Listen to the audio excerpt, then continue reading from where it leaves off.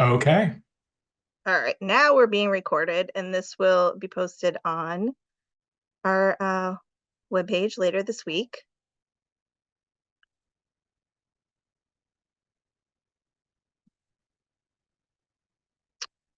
We are going to ask everyone stay muted during the presentation. When we do open it up for questions and answers, we're going to ask you to raise your hand in the Zoom, and then you'll be called on, and you can unmute and ask your question. You should also feel free during the presentation to use the chat feature to ask any questions. If it's a question we can answer, we will do so in the chat, or we'll answer it during the question and answer period. If you are on joining by phone, you can press *9 to raise your hand, and you can press *6 to unmute.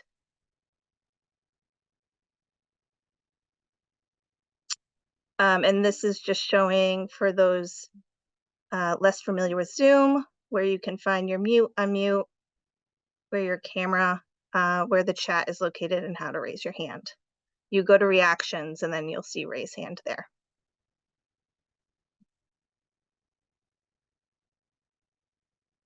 Tonight, we have Chief Yasha Franklin Hodge joining us. We have Deputy Chief Julia Campbell joining us, Nathaniel Fink, who is the project manager, Dan Marrow, who is the engineer on the project.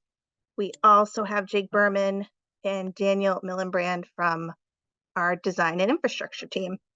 So right now I'm going to turn it over to Chief Franklin Hodge to get us started. Thank you very much, Anne, and good evening, everybody. So I'm Yasha Franklin Hodge. I'm the Chief of Streets for the City of Boston, where I oversee the transportation and public works departments for the city. Before I get started, I actually just want to acknowledge a couple of elected officials who are on the call and give them a chance just to introduce themselves. I see Councilor Sharon Durkin and Representative Jay Livingstone. Would either of you like to say hello?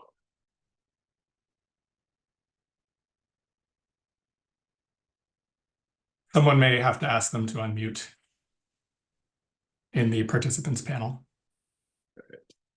Counselor, I think I just did that. Okay, I got it. Sorry. There's always a little bit of technological challenges, but I'm really proud to represent the Back Bay and 4 other neighborhoods on the Boston City Council. Proud to be District 8 City Councilor. I just want to thank the members of the community that are here. I see a broad array of residents of the Back Bay and folks that I know and folks that I don't yet have the chance to know. So I'm going to put my email and contact information into the chat. So feel free to reach out after this meeting to share any feedback you have. I just want to also thank the Chief of Streets and the Deputy Chief, Yasha Franklin Hodge, Julia Campbell, Nathaniel Fink, and Dan Marrow. They have all been very responsive to our office when we've forwarded some of the emails we've received from community. I think when we have zoomed out on the overall Back Bay plan, there's been a conversation about a north-south connection of especially bike facility. And I think what we're talking about today is Dartmouth Street. And I really appreciate all the feedback and conversation. Even when we were having a conversation about a potential Berkeley Street bike lane, I know a lot of the folks on this call are folks that reached out to me. And I just want to thank you for the partnership that we have.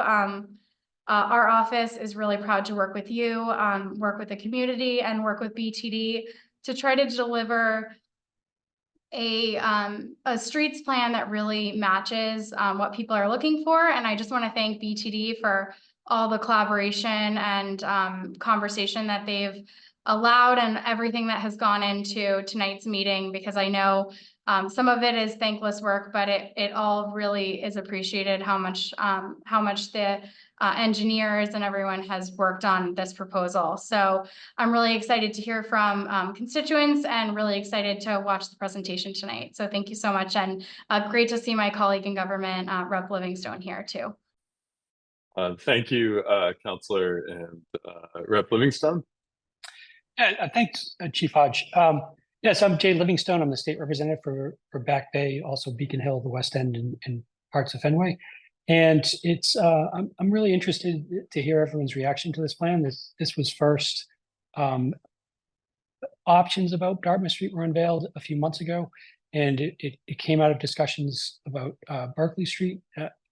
I personally think Dartmouth Street is a much safer path for bikes and for pedestrians, but I'm looking forward to hearing what everyone else thinks as the plans have been more refined. And I thank Chief Hodge and his team for being responsive to the community, and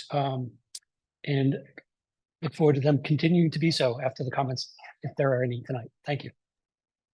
Thank you so much, Representative. And thank you both, Councillor and Representative, for your partnership in this and your support as we work through a process of evolving designs and responding to feedback. It's been instrumental to helping us refine and build better projects. All right, can we go to the next slide? So this is our agenda for tonight, and I'm going to apologize in advance because I may not be able to stay for the whole meeting. I do have another commitment, but I will be here for as long as I can. So we're doing our introductions. We're going to talk first about the Dartmouth-Stewart intersection and some of the safety improvements that we have planned there. We will then go on to talk about the Dartmouth Street Better Bike Lane project, and on to cover some of the National Grid utility work that is happening in the Back Bay, which intersects with some of these projects, but also has its own impacts on the neighborhood. And we want to make sure that folks are aware and informed about the ways we're coordinating with the utility to minimize those impacts. One thing that's not on this on this agenda, and I just want to kind of name it up front, is blue bikes. We've gotten a number of emails and questions about the potential for additional blue bike stations in the Back Bay, including some concerns about some of the location options that we've been evaluating. So we are in the process of expanding the blue bike system in Boston, adding about 100 stations.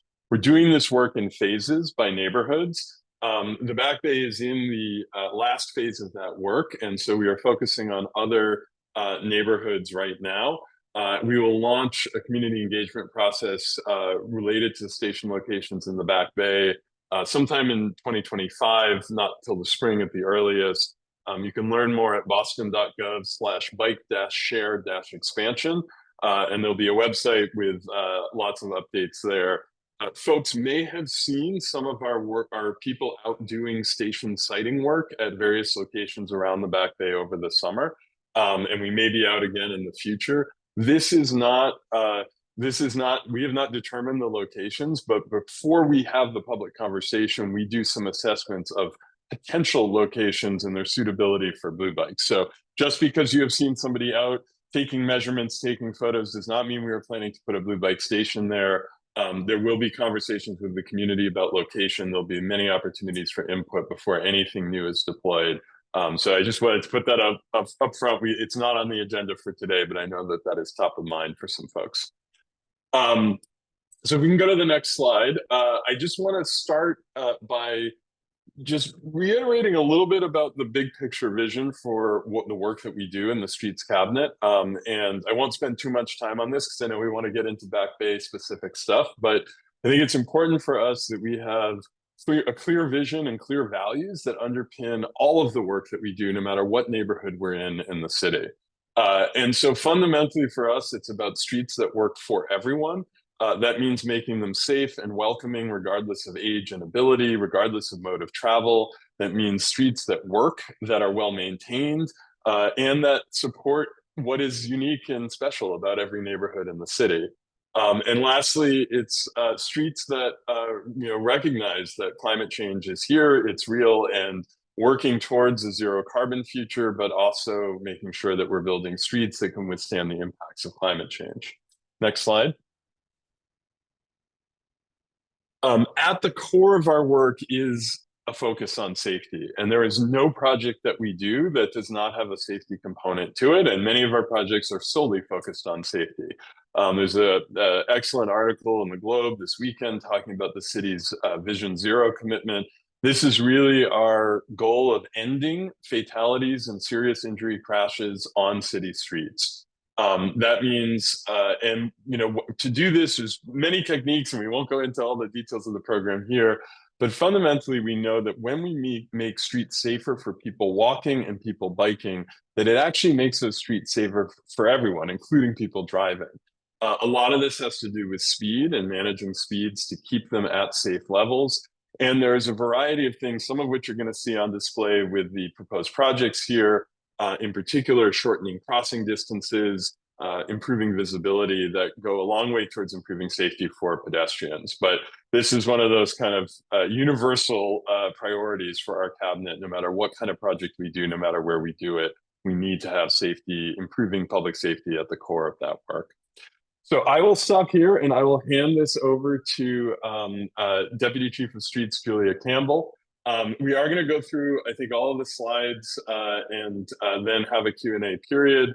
But please do post questions and comments in the chat, and we'll either answer them in line or follow up at in the Q&A period with an opportunity to answer those. So with that, Julia. All right, thank you, Chief. So I'm Julia Campbell. I am the Deputy Chief of Streets for Infrastructure and Design. For anybody that doesn't know what that means, the team that I oversee does the design and construction, basically the implementation of capital projects and the maintenance programs for the streets in Boston. So I will just reiterate what the chief just said. We do see a hand up. We will be addressing hands and doing questions at the end of the presentation. We have about 30 slides total. So this is on the shorter side if you've been to our presentations before. And we do have a section following our project presentation where we have invited National Grid to join us for a conversation about some of the work that they're going to be doing in the neighborhood as well. All right, so following up on the chief's overview of, the streets cabinet's vision for the whole city, here we are working on some projects in the Back Bay. So the vision for the Back Bay, we recognize that the Back Bay has characteristics that make it special. This is what makes the community a place where people want to go. So walkability is always number one when we're thinking about anything that's a mobility or safety element of the transportation system in the Back Bay. People live here, they visit here, they work here, and a lot of people walk here. Part of that walking is to get to some of the best public spaces in the city. And so we will be talking on that point throughout our presentation for providing what we hope is the best, intuitive access to some of our public spaces. Of course, we also have transit. We have the Back Bay Station, as well as bus access throughout the neighborhood. So managed curbside access, we have heard loud and clear from many of the businesses in the neighborhood that we need to maintain and in some aspects improve the way that curbside access is managed. There are some hot spots we understand where there's double parking, there's a lot of activity, there's a lot of pickup drop off, a lot of delivery. We've gone through this exercise with some of the other streets in the Back Bay. Dartmouth in particular doesn't have as much of a high demand in this department, but it is something we have in mind. Last, big point for what you will see about how we approach any change to streets in the Back Bay is access by bike. And we've mentioned this in previous presentations, and I will mention it again, that there might appear to be quite a lot of focus on bike in our design. And the reason that is because it's the biggest change to the street. Most of our streets have not had bike lanes on them before, previous to 5 or 10 years ago. And so increasing safety for all modes, increasing, the mode share that we have for people traveling that is not by automobile, the more efficient modes that include bicycle in a dense neighborhood and a dense community like this, includes safe space for people to travel by bike. So that isn't always our #1 focus, but it is something that we always want to include where we can. And this particular project is basically looking at that network need for bicycle access. All right, next slide. Okay, so here is the big picture. If you have joined us for one of the previous discussions that we had about Back Bay mobility projects, you have seen a version of this slide. Don't be overwhelmed by all of the lines. The ones that you want to focus on today are the yellowy orange ones. All the other lines are things that are happening or things that already exist. You might have seen them in other presentations, or you will be seeing them in other presentations in the future. But this is just to give an overview of how this project fits into that bigger picture of the network in the Back Bay. We can go to the next slide. All right, so if you have not joined us before for one of these talks, we have been out there before, and we hope that we see you, repeatedly over and over as we visit the community for discussing these and other projects. So beginning in 22, in the fall, Mayor Wu announced the Better Bike Lanes effort, which included over 9 miles of bike lanes throughout the city. That included Berkeley Street. So that was really what began this conversation in the Back Bay.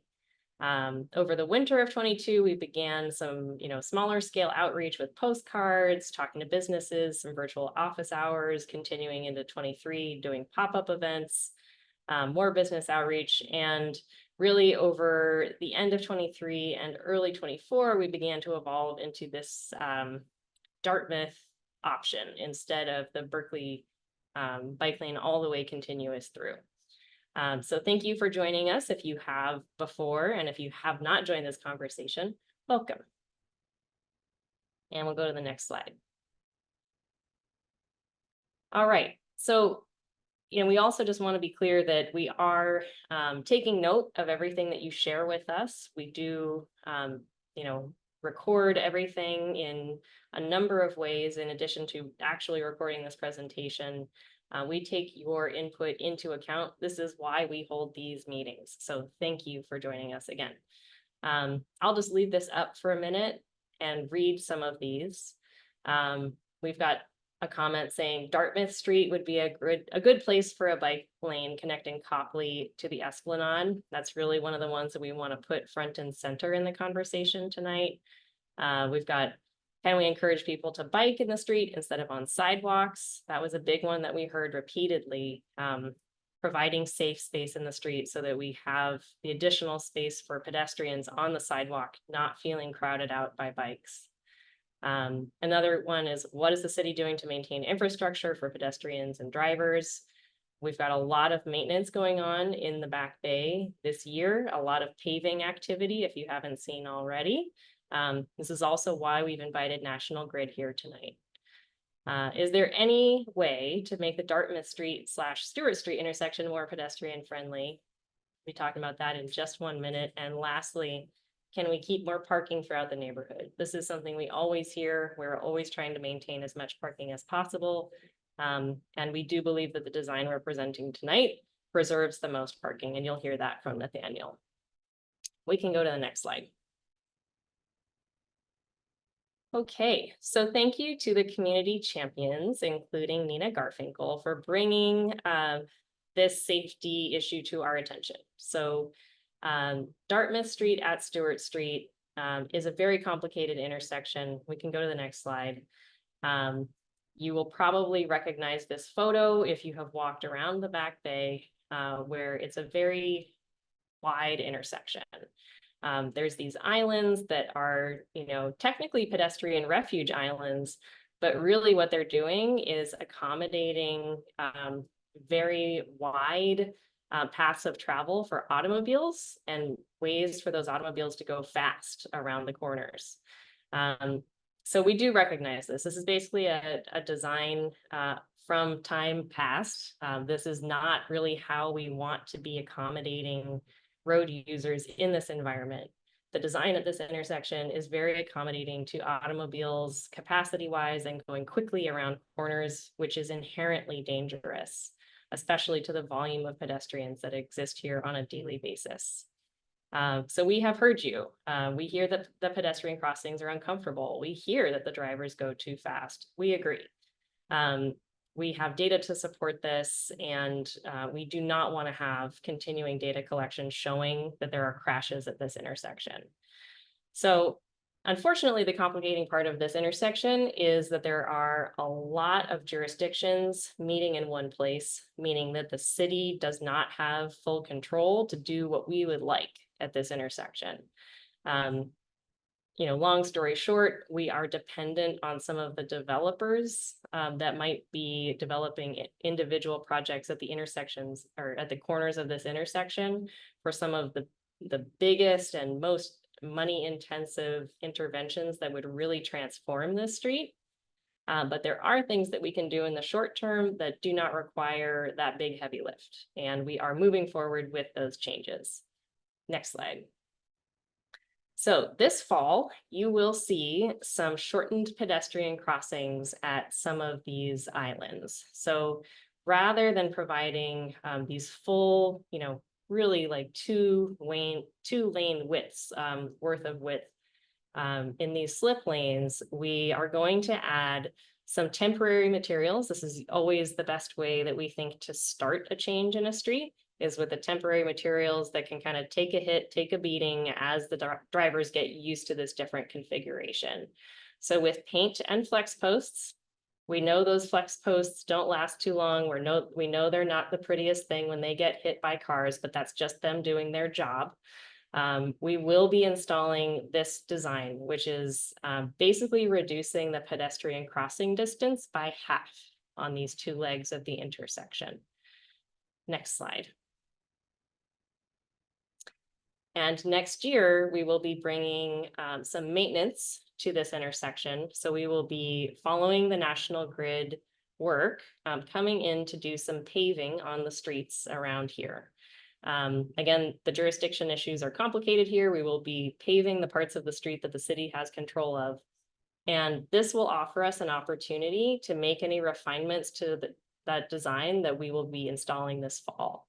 So if we have some different barriers we want to put in there instead of flex posts, we will have the chance to do that. We will also be installing this protected bike lane through the intersection, and everything will be fresh and new paint so that it will be easier to see and easier to understand for everybody. We are limited in the scope of this work by what can be done basically in the course of regular maintenance. So we can't necessarily move concrete around. We might have the ability to add some concrete if that is, what the design shows us we should be doing at that time following that flex post implementation. But this is really what we can do on the regular schedule of maintenance without a major capital project. But we do think that this should help. This should slow down cars as they go around the corners, and it should give pedestrians an easier way to cross the intersection so that they're exposed to traffic for less time. All right. So with that, if you have specific questions about the intersection, please put them in the chat. Dan Merrow is the engineer who has been working on this. He is available and great at answering questions. And, again, we can answer live questions at the end of the presentation. So with that, I will hand it over to Nathaniel Fink, who is going to do the meat of our presentation on the Dartmouth Street bike lane. Thanks, Julia. Once again, I am Nathaniel Fink. I'm a senior transportation planner with the infrastructure and design team in Boston Streets Cabinet. And I am the project manager on the planning side. And I'm going to talk about the work that we're doing on Dartmouth Street in between Boylston and Back Street. So Julia did a great job explaining the origin of why we're doing this now. I want to go back just a little bit further and note that our citywide transportation plan, Go Boston 2030, which was released in 2017 after a very extensive community engagement process, did identify Dartmouth Street as a better bike corridor.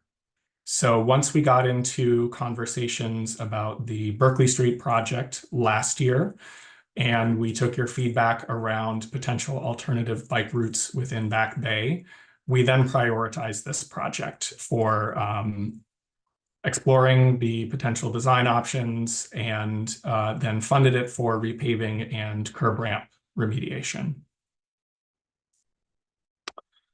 So just to set a little bit of ground here, Julia did kind of talk about how many of our streets don't have bike accommodations now, and this can feel kind of like a big change that people are seeing throughout their neighborhoods.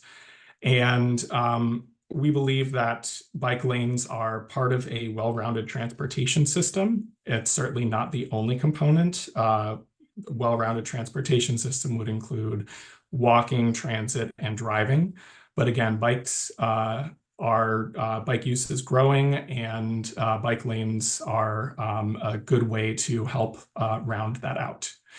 When we put in protected bike lanes, it helps organize all the road users into more predictable spaces. So drivers will be less likely to encounter bikes, and bikes will have a safer space in the roadway. And with that, we also need to be thinking about how these lanes connect to one another and to create a network. So coming back to a map that is similar to the one that you saw before, the orange yellow highlights the projects that we are talking about tonight. But I do want to note that in the dark blue lines, those are other projects that will be on the ground within 1 to 3 years, depending on the project.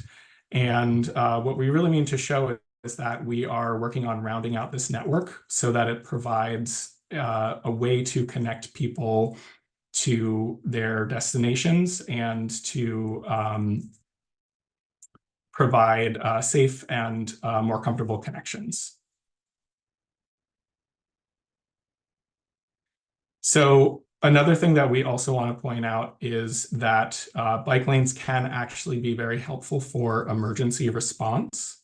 So when traffic is backed up, emergency vehicles can use bike lanes, especially wider bike lanes, such as this one shown here, which is on Boylston Street, going towards downtown. The width of the bike lane that we are designing on Dartmouth Street will have a similar width to what is shown here. So we don't anticipate any issues that first responders would have with the installation of the project that we are designing.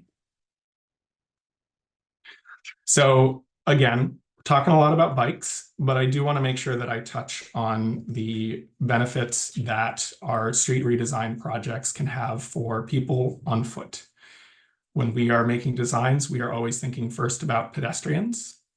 And so I want to highlight some of these aspects. So first of all, we will be working on addressing any curb ramps that do not currently meet accessibility standards. We will be rebuilding them. Some of them we will be rebuilding this year, and others will take a little bit longer. And we will have to develop engineering plans for those and work on them in a future season. We will also be making the travel lanes on Dartmouth Street a bit narrower. And when we do that, the research overwhelmingly shows that it encourages drivers to go slower, which is safer. And it also makes pedestrian crossings shorter. So in this photo here, you can see Beacon Street in Beacon Hill, a street that formerly had several more lanes and a lot more width for moving cars. The pedestrian crossing is shortened significantly.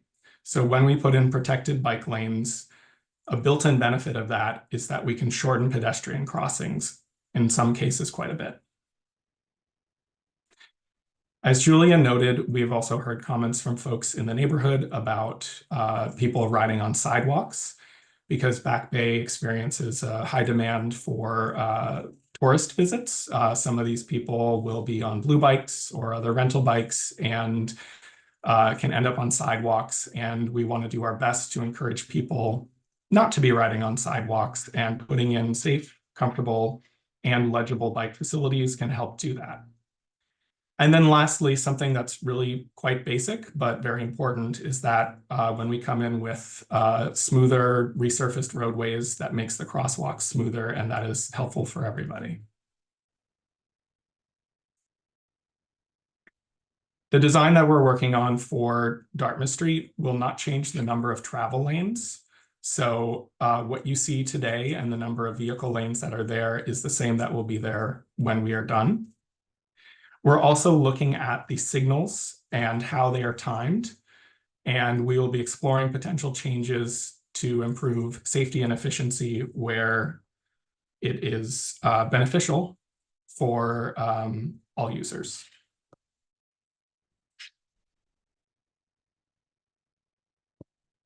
So I want to talk about parking and loading.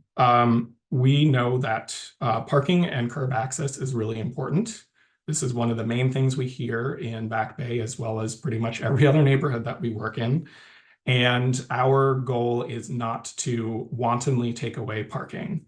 We're looking to balance that priority with the other things that are big priorities for us, which are safety and expanding bike access. I also want to note that outside of this project, we have also been looking at parking more comprehensively throughout the neighborhood over the last few years. Some of the changes that have come from that are that we have added 123 new resident permit parking spaces in the neighborhood.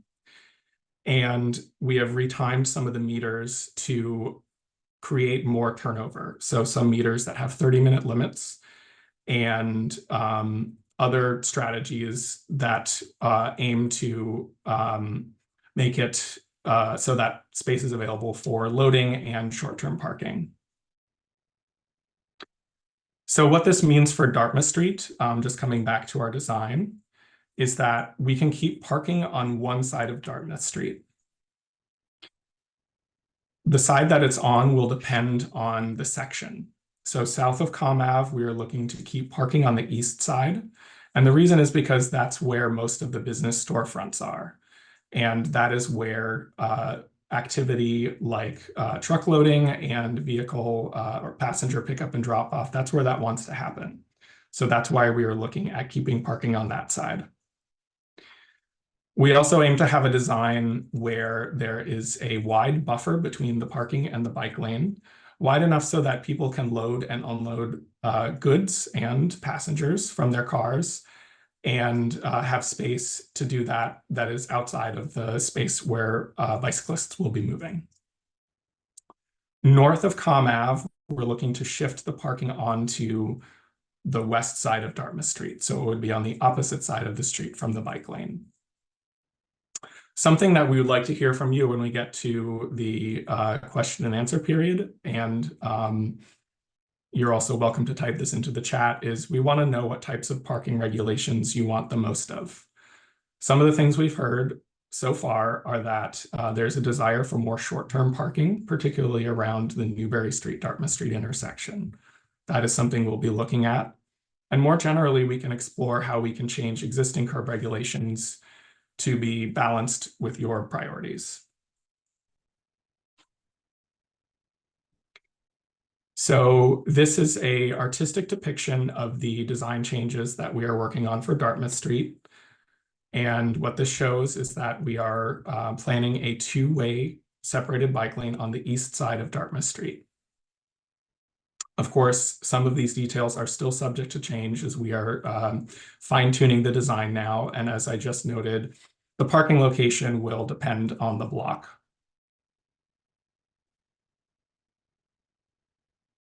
So I'm going to go through an overhead design now. And I want to note that this slide is oriented so that north is to the left. So we're going to go in the direction of travel for general vehicle traffic. So starting at Boylston Street, we will continue to have 2 lanes approaching Newberry Street. And I also want to note that there is a space that we are setting aside where there can be a seasonal patio for the restaurant use. And during the season, when the patio is not in place, that space can be an informal sidewalk extension. Moving north from Newbury Street, the cross-section continues with the bike lane and the 2 travel lanes. And there is space here for parking on the east side of the street, which is page up. Now, this parking, especially between Newbury Street and 435, Public Alley 435, we can program this in different ways. We can explore different types of short-term parking that would help alleviate the need for quick stops and hopefully reduce the amount of travel lane blocking. North of Public Alley 435, we do have some valet spaces that we intend to keep in place, as well as some spaces that are resident parking overnight. Those are spaces that we are not looking to change. However, we are open to feedback, and we can certainly hear about any desires for that space. So moving north, at Com Ave, the parking switches to the west side of Dartmouth Street. This configuration continues north to Beacon Street. At Marlborough Street, there is a right turn only lane. And just as today, there will be 1 lane continuing north from Marlborough to Beacon Street. I also want to call attention to the section between Beacon Street and Back Street, because this is a different cross section from the one that is south of Beacon Street.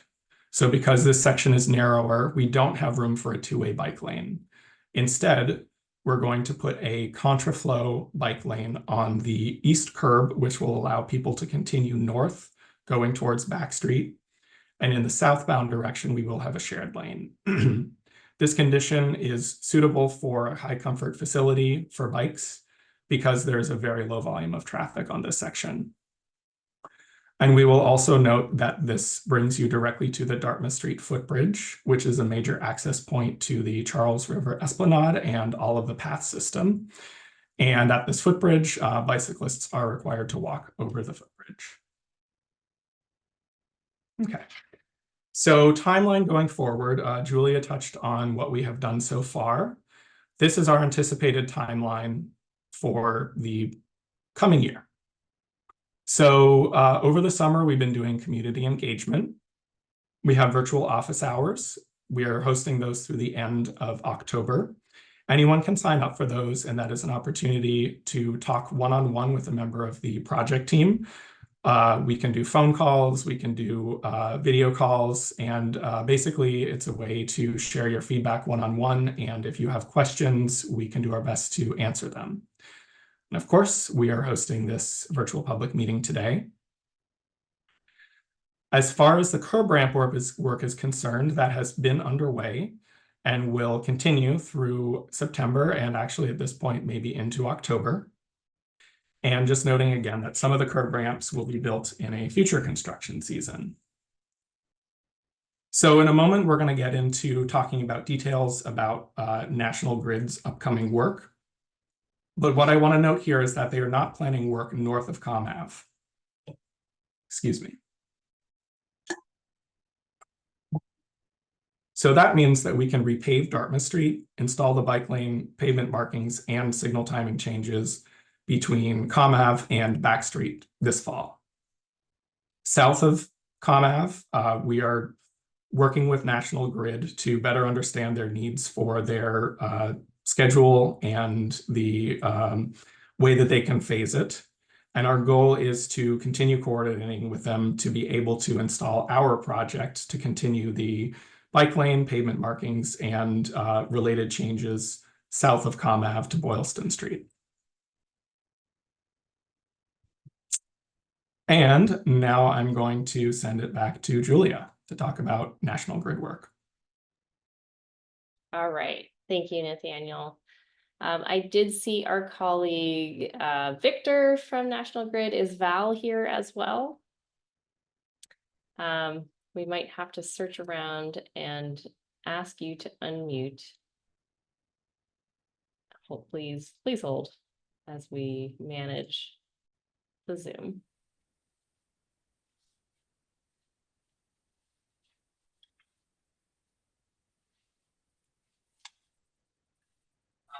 Deputy Commissioner, I believe I'm unmuted now.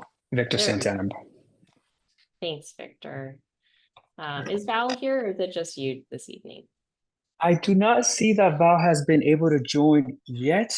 I know that we both received a request from on behalf of Joe Carroll to stand in on this meeting, as he had a prior engagement that did not allow him to join. So that's it. I'll speak to our portion of the work at a high level. I don't have a lot of specific visibility on it, but I can speak to the high level project, the priority portion of that phase, and then we can go from there. I'll be sure to take any requests for information or concerns that may come up, and I can discuss that internally and report back to the city and to the larger group. Thanks, Victor. Appreciate you being here. Sure. So great. So thanks, Nathaniel. We've got this slide just showing the planned work that National Grid has in the area. You may notice there's some overlap with some of the mobility projects that we also have planned, which is why we are working so closely. However, we will not be delaying any of our work north of Com Ave, and we will be continuing this partnership of communication for the work on Dartmouth that is south of Com Ave. So that's this part in red. These are very important safety upgrades that National Grid is doing. And we do want to make sure that we're accommodating the utility's ability to do those upgrades, because these are basically like state mandated requirements for safety for handling gas in a utility. So we can go to the next slide. But we do recognize that this work will be disruptive. Again, we are working closely with National Grid on determining how much space is going to be needed in the street for them to do the work that they need to do. Basically, that's going to be dependent on where the gas line is under the street. So right now, they're actually doing test holes. You might have seen them out there if you're in the neighborhood. And they're basically locating where the gas line is. And that's going to inform how they can set up their construction area. And that will determine like how many lanes of travel will need to be closed. So just know that that's going on. We're working closely together. And Victor, I don't know if you want to say anything else on that as I'm speaking for you. But we then have one more slide where we have a question for the audience to consider. All right. So real quick, I'll provide some additional context, Julia. So we own and operate gas mains specific within this project between south of Com Ave and Boston Street. Those are legacy vintage pipe that we own and operate. And to kind of piggyback on the point that you made, we are under the mandate of the Department of Public Utilities to replace that pipe, especially even more so when there's work that could potentially encroach or impact the integrity of the pipe. So in working with your team, Julia, we identify this priority work that we are expediting on our end to ensure that we can kind of get in and get out in the safest, most efficient manner so that the city can commence their work. That's great. Thank you for that.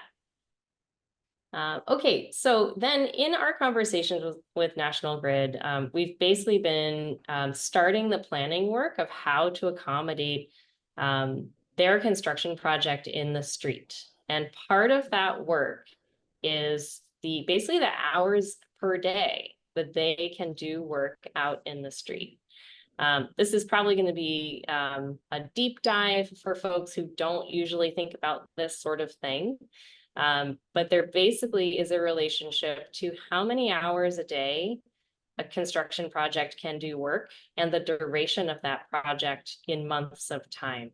So if you're able to do more hours of work per day, that means that the project doesn't have to take as many months of work. Because let's say you just have a project that has 2,000 hours of work that needs to happen, you can get it done faster if you can do it in more hours per day. Or conversely, if you only have a limited number of hours per day, it will take longer in a duration. In areas like the Back Bay, We often take a conservative approach to the number of hours of work a day because this is an area of high activity. There's a lot of commercial activity. There's a lot of tourism. There's a lot of people who live here. So typically, without consulting the community, we would kind of revert to a more conservative approach where we as the city would only permit the utility to work for a limited number of hours per day to limit that disruption on a daily basis.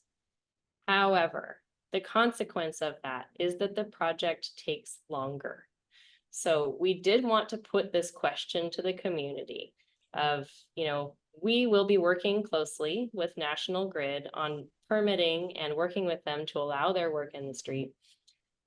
We'd like to pose this question openly to the community. This is a choice we can make together. I think the utility would probably prefer to be done faster. In some ways we would too, but we also want to respect the level of disruption that this project is going to cause. So as you look at this, just consider if you frequent this area on a daily basis, consider in your personal life, would you rather have fewer hours of disruption per day, or would you rather have a shorter period of time that this disruption is going on, meaning, perhaps up to half of the time in terms of months. So 5 months versus 10 months or 12, a full year on the long end of the spectrum if we're really restricting the number of hours they can work. This is kind of an open question for discussion. If you have a thought, please feel free to put it in the chat. And we are now reaching the end of our conversation or our presentation to you and ready for more of the discussion portion of the meeting. So this can definitely be one of the things that if you want to raise your hand in a few moments, I'm happy to hear your comments on this topic. And I will pass it back to Anne. Hi, everybody. So thanks everyone for the presentation, and thanks for everyone who have been putting lots of questions and comments on the chat. We're going to be capturing all of that.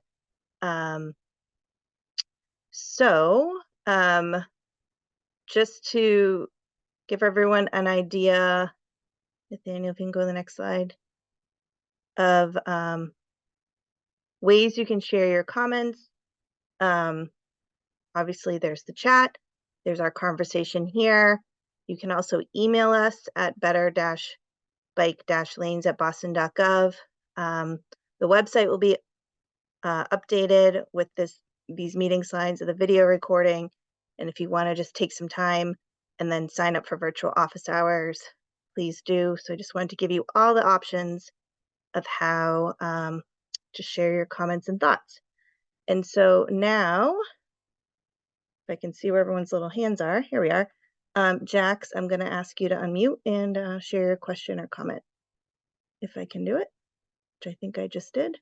Hi there. Thank you so much. I have just a couple brief things that I'd like to go over. I have been a Back Bay resident for the last 12 years, and I would say since you guys added bike lanes, there have been more people riding on the sidewalk than ever in the history of me living here. The second point I'd like to make is that the Dartmouth Street sidewalk is 4 times the size of any other sidewalk, and it makes more sense to put the sidewalk as a bike lane and do what you did on Mass Ave at Common Mass than to remove more parking. And the third point is, as the co-chair for the parking committee, we fought really hard for those 123 spots, and to see more spots getting removed, we would really want to see a commitment from the city to return any removed spots to be added somewhere else in the neighborhood. Thank you so much. Thanks, Jax. Nina, I'm going to ask you to unmute. I think I did. My Okay. question is goes back to the Dartmouth and Stewart Street intersection. I know I had submitted a drawing that showed a lot more walking space and avoided people going over the little lamb chops and brought bikes over to the Blue Bike Station. Someone answered my question very nicely. They said that they couldn't do it, but I'd like to better understand. Maybe you could bring that slide up and explain what the problem is, because the solution seemed really simple, just pulling back the stop line and you wouldn't have to do any construction. So could you guys just explain that a little more clearly to me? Yes, hi Nina. My name is Dan Merrow. I was the one who answered your question. I've been Thank you. answering as many questions as I can in the chat, but I'm like 70 back right now, so That's I a don't lot. think I don't think I'm going to finish them. But to your question, your idea has merit, and it is a good place to start. Getting the pedestrians across in one go there is a good solution there. The problems we face here is this whole construction right now is technically a bridge deck. It's over the tunnels beneath it. And so therefore it is exceedingly difficult to move or change curb ramps and remove the medians without significant changes in construction. And I can't get that crossing without first making new curb ramps that align with the crossing and also do not have the medians in them. So that doesn't mean that that's not an impossible challenge that we could figure out when we come back and look at this later, but it does mean that for quick short-term solutions, there is no legal way for me to make your suggestion happen.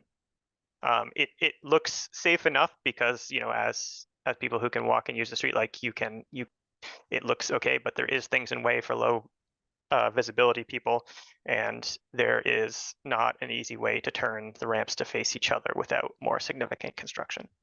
Because the people that use walkers and wheelchairs can't get over the current. Yeah, Things yeah, down. it's awful, Yeah. and I agree. We're stuck in like a catch-22 here. It's terrible, and I can't. It requires something bigger and better. I can't do the half measure that you're asking for, even though it feels better, because I can't be legally responsible for putting people in what could potentially be a dangerous solution, even if it would be better for probably 90% of the people who would use it.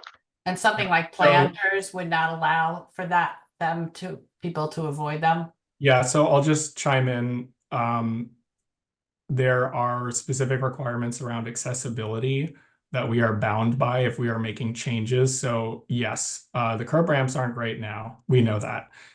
If we come in and change it and we do something along the lines of a long crosswalk, that means that there are essentially objects within the middle of the crosswalk that a low vision person would have to navigate. So those things are the islands. And as Dan said, we cannot legally create that situation. So we really appreciate the suggestion, and we're going to be looking really closely at incorporating as much of it as we can. But I think it's important to just try and keep the expectations realistic again, because this is a resurfacing project through which we can install new striping. It is not a full capital reconstruction that would be needed to really bring those changes to the fore. Is there going to be any attempt to bring bikes across there, or is that also not possible given the current layout? So we would keep the bikes on the north side because there is a bike lane that continues on Stewart going east from Dartmouth, which is page right. It's not shown in this simple graphic, but we would want to keep bikes on the north side. And just to note, this is really kind of a preliminary sketch of things that we could do. It is not the final design. Right, I know, because this is similar to what you showed the last meeting. So I was hoping to see something a little more thought through, because people still can't get to or from the big Blue Bike Station that's in front of Neiman Marcus there, or the Southwest Corridor Park, or, you know, all that kind of stuff. There's just no connection. Yeah, so when we go back to the drawing board for this restriping, we can definitely think about how bikes will get to that blue bike stock on the north side. Thank you. thank you. And there will definitely be more opportunity to review designs as we go forward. And, you know, again, I will note that we do have some initial changes coming this fall. Certainly not the full thing, but we'll definitely change things as we will be making the crosswalks about half of the width that they are now. And this you said will be happening in the fall? Correct. Okay. Thank you. Okay, passing it back to Anne now. And I'm sorry, Jax, could Nathaniel, either you or Dan talk about the sidewalk width comment that Jax had mentioned? Yes, I can talk about that. So I believe the comment was about using the pedestrian mall for a bike route. So we did look at that possibility. There are a couple issues with that. Basically, I think the first kind of highest level one is that we don't really want to be in the business of taking away space from pedestrians where we can at all help it. Sorry, Nathaniel, it's the large sidewalk at Marlborough Street. The large sidewalk at Marlborough Street.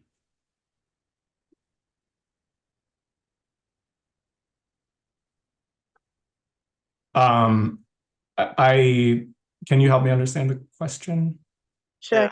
The question is to run a bike lane down the center of the large sidewalk, brick sidewalk on the west side of the street. Yes. Yeah. So yeah, we did look at that when we were exploring the initial design for this project. We actually started with looking at even potential different routing options on different streets. But once we narrowed it down to Dartmouth Street, we were looking at whether or not the bike lane should be on the east side or the west side. And one of the big challenges with having the bike lane on the west side, so just for orientation, that would be paged down in this view, is that because of the traffic patterns in this area, there are heavy left turn volumes both at Comm Ave and Newbury Street. And because of those heavy left turn volumes, we cannot run the bike signal at the same time as the vehicles. We would have to have them go on separate phases. And where we can, we like to avoid that because splitting phases at signals can add delay for all users, including vehicles and pedestrians. So having to manage those turns is something that we can avoid by putting the bike lane on the east side of the street. So there's a practical reason for keeping it there. And again, as I was kind of starting to say before, we really don't want to be in the business of taking away space from pedestrians where we can help it. So yes, the part of the pedestrian mall on Dartmouth Street between Comm Ave and Beacon Street is a bit quieter. But once you get down to the section kind of south of Comm Ave going towards Newbury Street, not only is it busier with pedestrians and you know, I have myself just, you know, kind of testing out this design. I rode on that sidewalk going south, and when I got to Comm Ave, I found that there were just a lot more pedestrians there. So then the question is, would we put the bike lane in the road there? Maybe. And certainly once we get to Newbury Street, I think folks who are familiar with this area know how busy that space is. It's really kind of almost like a public square, and you've got vendors and lots of pedestrians using it. And then once you get to Boylston Street, there are entrances to the Green Line. So the pedestrian mall does not present a continuous route to connect all the way from the river to Boylston Street. And you know, again, we did look at that, and I certainly appreciate the suggestion. And as I said before, we really are not in the business of kind of trying to take away as much parking as possible. In fact, I would really emphasize that the design that we're showing actually preserves the most parking in the neighborhood of any alternative that we explored. I know that there's probably a lot of other people who have questions. I want to just note that we do have a FAQ section on the project website. And that goes into a little bit more depth about some of the common questions we've gotten so far. I think that's a great resource to consult. And I am happy to chat with people on a more one-on-one basis through the virtual office hours. So I'm going to kick it back to Anne. Okay, Paul, I'm going to ask you to unmute. Yeah, can you hear me okay? Yes, go ahead. Yeah, I mean, I don't really have a question. This is more me advocating for this project. I'm a frequent bike rider. I also live in Back Bay and have lived in Back Bay for quite a while. I know some folks that live in this area, like myself, have advocated against this project. I'm advocating absolutely for this project. The Southwest Corridor actually is one of the best bike lanes in the city. And when it ends at Dartmouth Street there's just no real option to get over to the Esplanade. So building that connection is great. I do agree that the intersection at Dartmouth and Stewart is kind of a nightmare for pedestrians and certainly bikers. So to clean that up, to make it much more safer is great that you're seeing. And I just really applaud you guys for having the courage to do this project. I know it's very emotional when people get cars or parking removed from them. So having the courage to do this, and there's certainly a big backing of bikers, pedestrians, people who love the city that really will enjoy this project and love it a lot. So I appreciate your courage to do this, and thank you. Paul, Susan, I'm asking you to unmute. Okay, thank you. Can you hear me? I can. Thank you. First, a comment on the Dartmouth Street Mall. I totally agree with you that it's important to keep the pedestrian space for the pedestrians, particularly in a residential district. And it would not be appropriate to put a bike lane there. If we can get some parking back someplace else, that would be great, but I don't think we should sacrifice that kind of space. Second, two other things.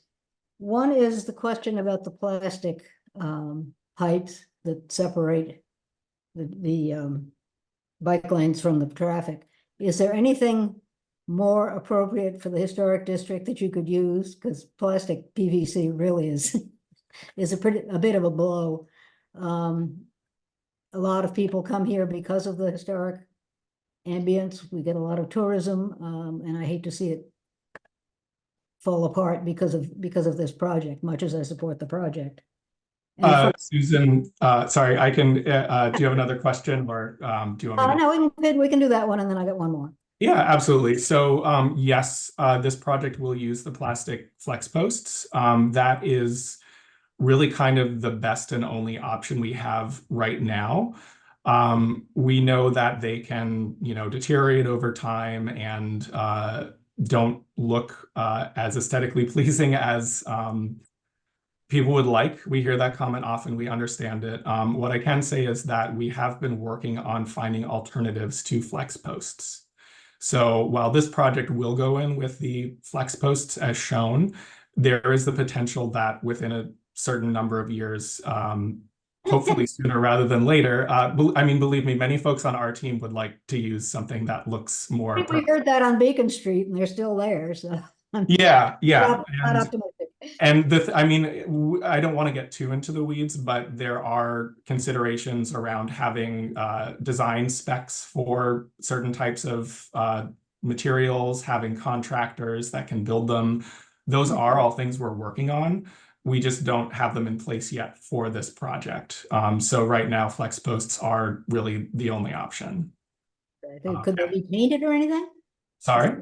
Could they even be painted or? They come in two colors. They come in white and yellow. And have to use white per engineering guidelines. Okay. And the last question is one that I've posed a couple of times and haven't gotten an answer. Relating to people who are coming out of the alleys, because as you can see, as you know, the alleys run directly into this, and the buildings are right up against the it's a very narrow view corridor coming out of the alley. So I'm wondering what are you going to do about that? How are we going to avoid collisions there? Great question. Dan, is that something you want to take? Sure. So there's two pieces here. There's the more important piece of the pedestrians who would be walking directly against the buildings as they come out of the alley. And this project does not solve that problem. That is something that is important, and I don't have a good solution for right now. The sightlines are not going to be good there. The only way you get better sightlines there is to remove buildings, which we don't want to do. However, the sightlines as they approach the street are better. I do have control over that, And when they have come kind of down that ramp, there are better sight lines to see the cyclists coming both ways. There are better sight lines to see vehicles traveling in the travel lanes. And there is more space for someone in a vehicle and people not in a vehicle to see that vehicle moving as it comes out of the alley. Is there any way of putting some kind of warning at the end of the alley saying that people are crossing or I crossing? think that that is probably a good idea, and I think that I don't have a answer that I can give you right now that would be satisfactory, but that is a thing that we will look into as we put into this. Yeah, I think it's important, particularly with the trucks. The trucks that leave at 3 o'clock and go like Billy-O to get home. I agree. Safety is the #1 priority here. It is the first part of every single design that I do. And we might be able to do more there, and I will look into that. Please do, yeah. Thank you very much. Thanks, Susan. Serge, I'm going to ask you to unmute here. If I can click it. Did I do it? I think I did. Thank you. Thank you very much. Serge Savard, co-chair of the architecture committee for the neighborhood association of the Back Bay. As you know, your project that you're describing here is crossing over a very large portion of the architectural district.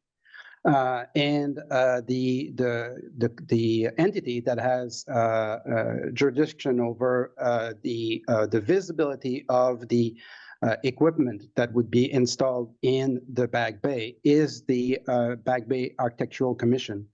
I would like to know if you intend to present this project to the Back Bay Architectural Commission into a normal commission hearing, the way that the the transportation department has done usually. It did it recently with the island on Beacon and Arlington, although it's not officially in the district, but at the border of it. So I'm really curious if this whole project, especially the parts that are very visible, especially the posts that we discussed recently, will be presented at the Back Bay Architectural Commission.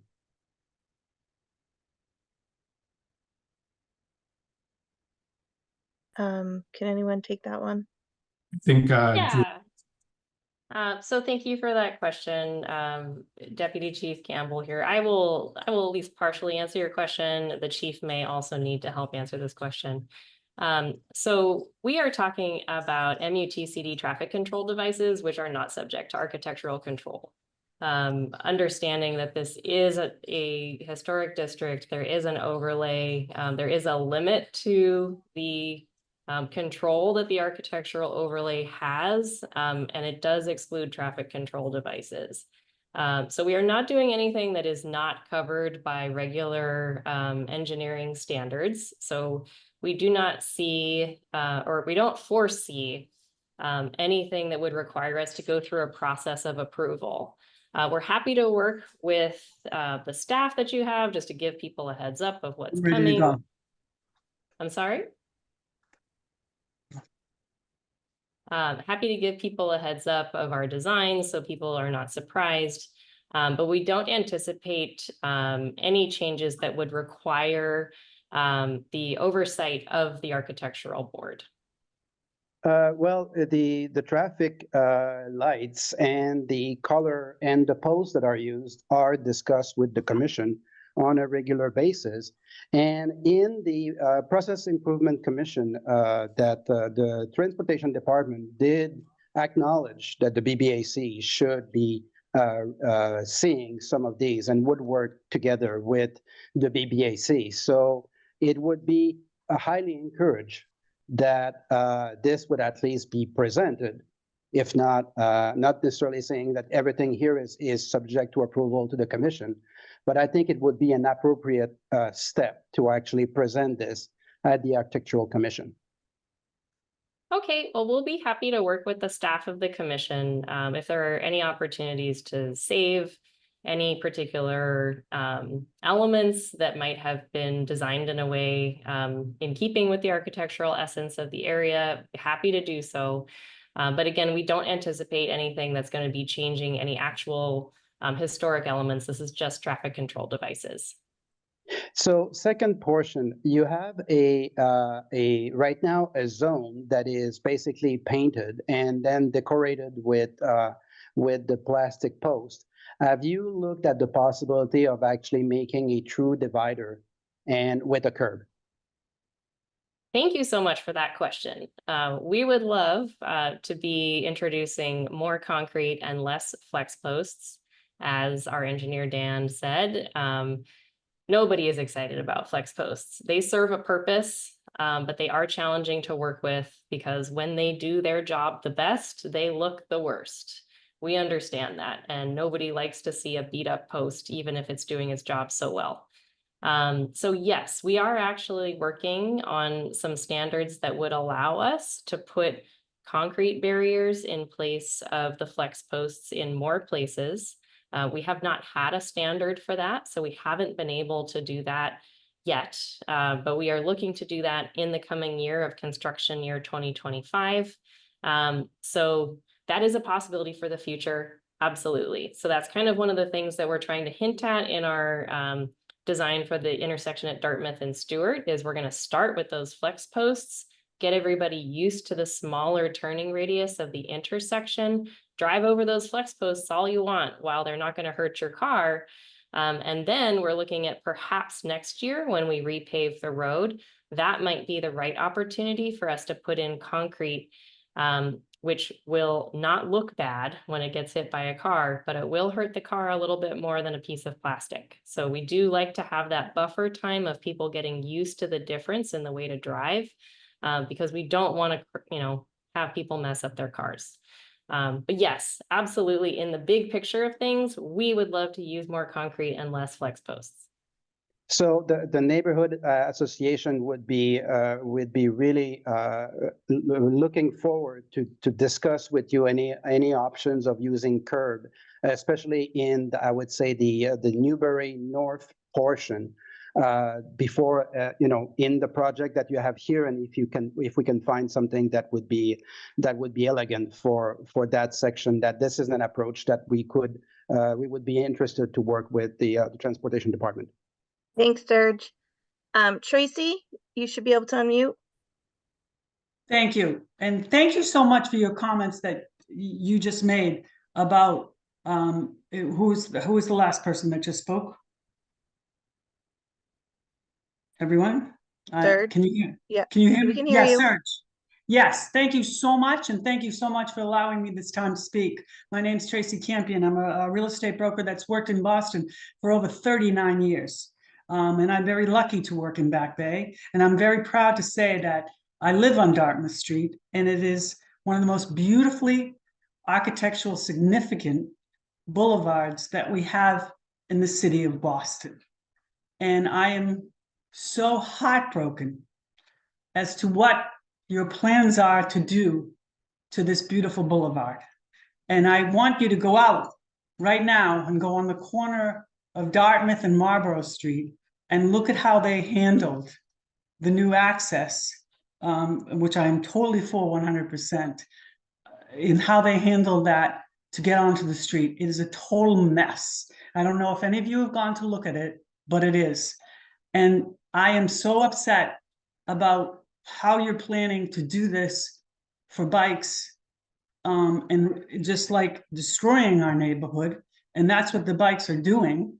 I want to say to you, are people wearing helmets when they're out there? I'm on the streets all the time. These people are not obeying the rules. They are not on it all the time. They're not wearing helmets. They have scooters that are out there. But what concerns me the most is the architectural significance, and where you just lightly said you're not worried about the Architectural Commission. That's so heartbreaking to me, because this boulevard is so beautiful. And to come out here and put these plastic things and to destroy, we have a bike lane on the other side. We have that. And I don't understand why you want to come in here and do this. We don't need it. And you're taking away parking. The people that I sell to, my neighbors, they're upset about this. The bikes, this should not be our top priority on what is happening. And I'm just totally shocked of how and what is happening in our city. And I would love the Back Bay Architectural Commission. You can't even change your front door, but you can go out and do all this. And I'd also like to know if this is already a done deal. Are we just speaking here and it doesn't even matter? Have you guys already decided to do this? Because I see you out there measuring and doing all this stuff. Do our voices even matter? And I want to continue the beauty of Back Bay, and that's what keeps it so beautiful. Our mall, this wide boulevard, everything here, our brick sidewalks. They're ruined right now, the brick sidewalks on Dartmouth Street. I don't know if you've walked down in there and taken care of it and seen it, but this is so sad for me to see what's happening in our beautiful Back Bay.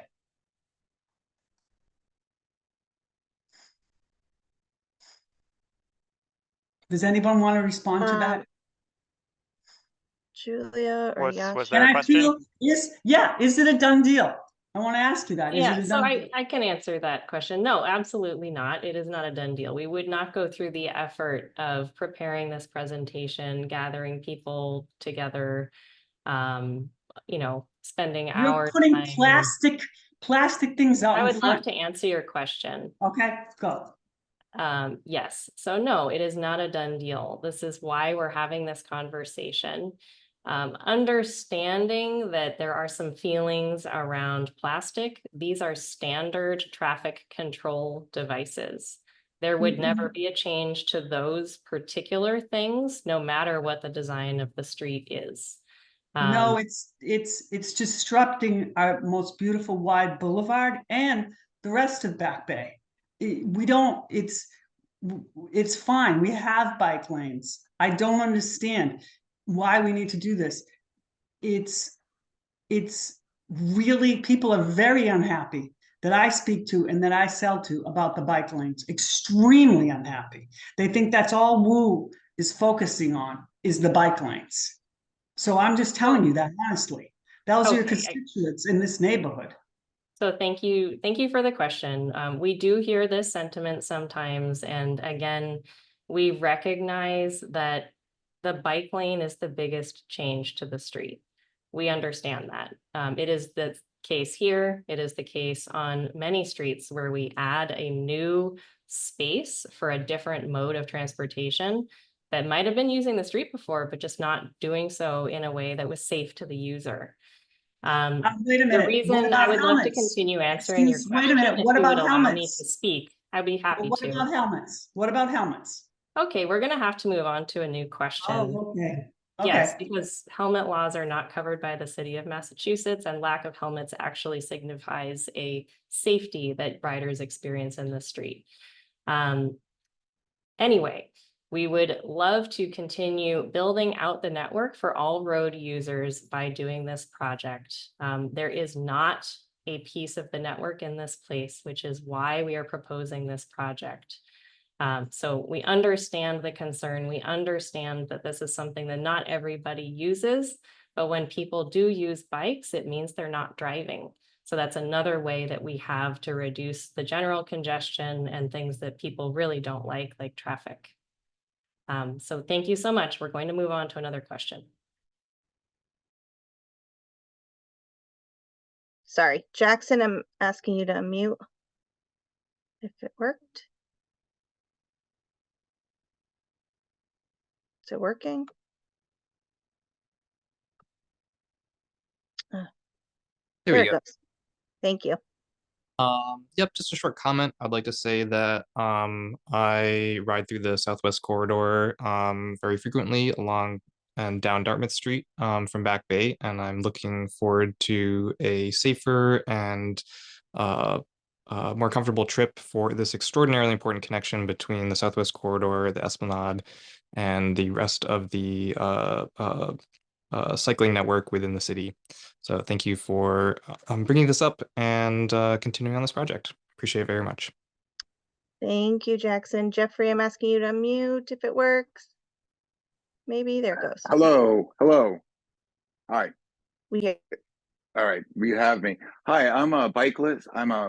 I live in Garrison Street, and I haven't owned a car in 15 years, and I love using the blue bikes. With that being said, I also My concern is somebody, I do not bike when it gets very cold out, when it is wet, when it is icy. And I'm just concerned about, because this is the amount of congestion that I've been seeing in my neighborhood for the past 4 years. I also live and work I drive through the city of Boston 12 hours a day for the Boston Duck Tours. And we have seen the congestion just really, really increase, especially on Boylston Street. And I noticed that when Zachary stated about on Dartmouth Street, we're going to make sure there's enough room for 2 cars to go by, or for 2 lanes.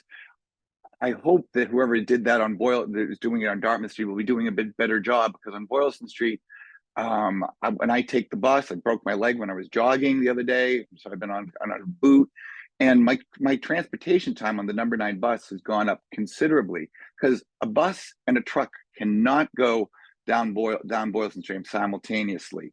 So what's going to be addressed to deal with the congestion? I am a pro biker. I love biking, but I've just seen the congestion just increase and increase and increase. Hi, Jeffrey. I can answer that question. When I designed this, I have a few criteria that I have to meet. First, I have to meet all of our safety requirements. That's number 1. I have to make it safe. Correct. Second, and this is what we use in the city right now, is I have to get the same amount of vehicles that use that street now also through the street in the final design. Third, in this case and in most cases, I am trying to prioritize as much parking saving as possible. And then we get down into stuff like, can we make, you know, the bike lane wide? Is there anything that the community wants that we can add after I get those few things? So the design is set up to process the same amount of traffic that it does today. That's why we're removing parking on half of the street, so that we can keep traffic moving the same way that it does today. And I, as somebody who goes down Boylston, Dartmouth Street, the width size, I'll be more than happy to come and walk with you and just point this out. I mean, especially when we have deliveries coming in. If the city of Boston wants to be pro bike and pro congestion, anti-congestion, we need to start doing something about deliveries at night. That would probably help alleviate a lot of the congestion that many of my neighbors and folks who just who live in the area, who just get so frustrated when they see bike lane. As someone like me who bikes, I'm like, no, it's not the bike, it's the congestion. And I think we need to kind of find a better, there should be folks from more of the business side to say, no, you can't do delivery at this time and stuff like that, because I'm seeing this firsthand. Understood. And these are all. It is frustrating to see these double parking still. We are working on trying to make and balance these the parking, and the double parkers do make it hard. It's the delivery trucks in the middle of the day. Yeah. Zachary, I will send you a photo what happened today on Boylston Street. We had a number 9 bus and a delivery truck right on Boylston Street, causing backup all the way past the historic fire station right near King's. Thank you, Jeffrey. It's definitely something that we're looking at as a cabinet. We're partnered with the Boston Police. We're partnering, our enforcement team has been doing some dedicated enforcement down there. It's definitely an issue that we recognize and acknowledge and are working towards trying to find solutions. I am more than happy to be used as a resource. You have my contact information. Right. Please reach out to me. Thank you, Jeffrey. We're going to move on just to make sure everyone has a chance to offer comments or questions. Sophia, you're up next if this works. Oh, why is this giving me trouble here?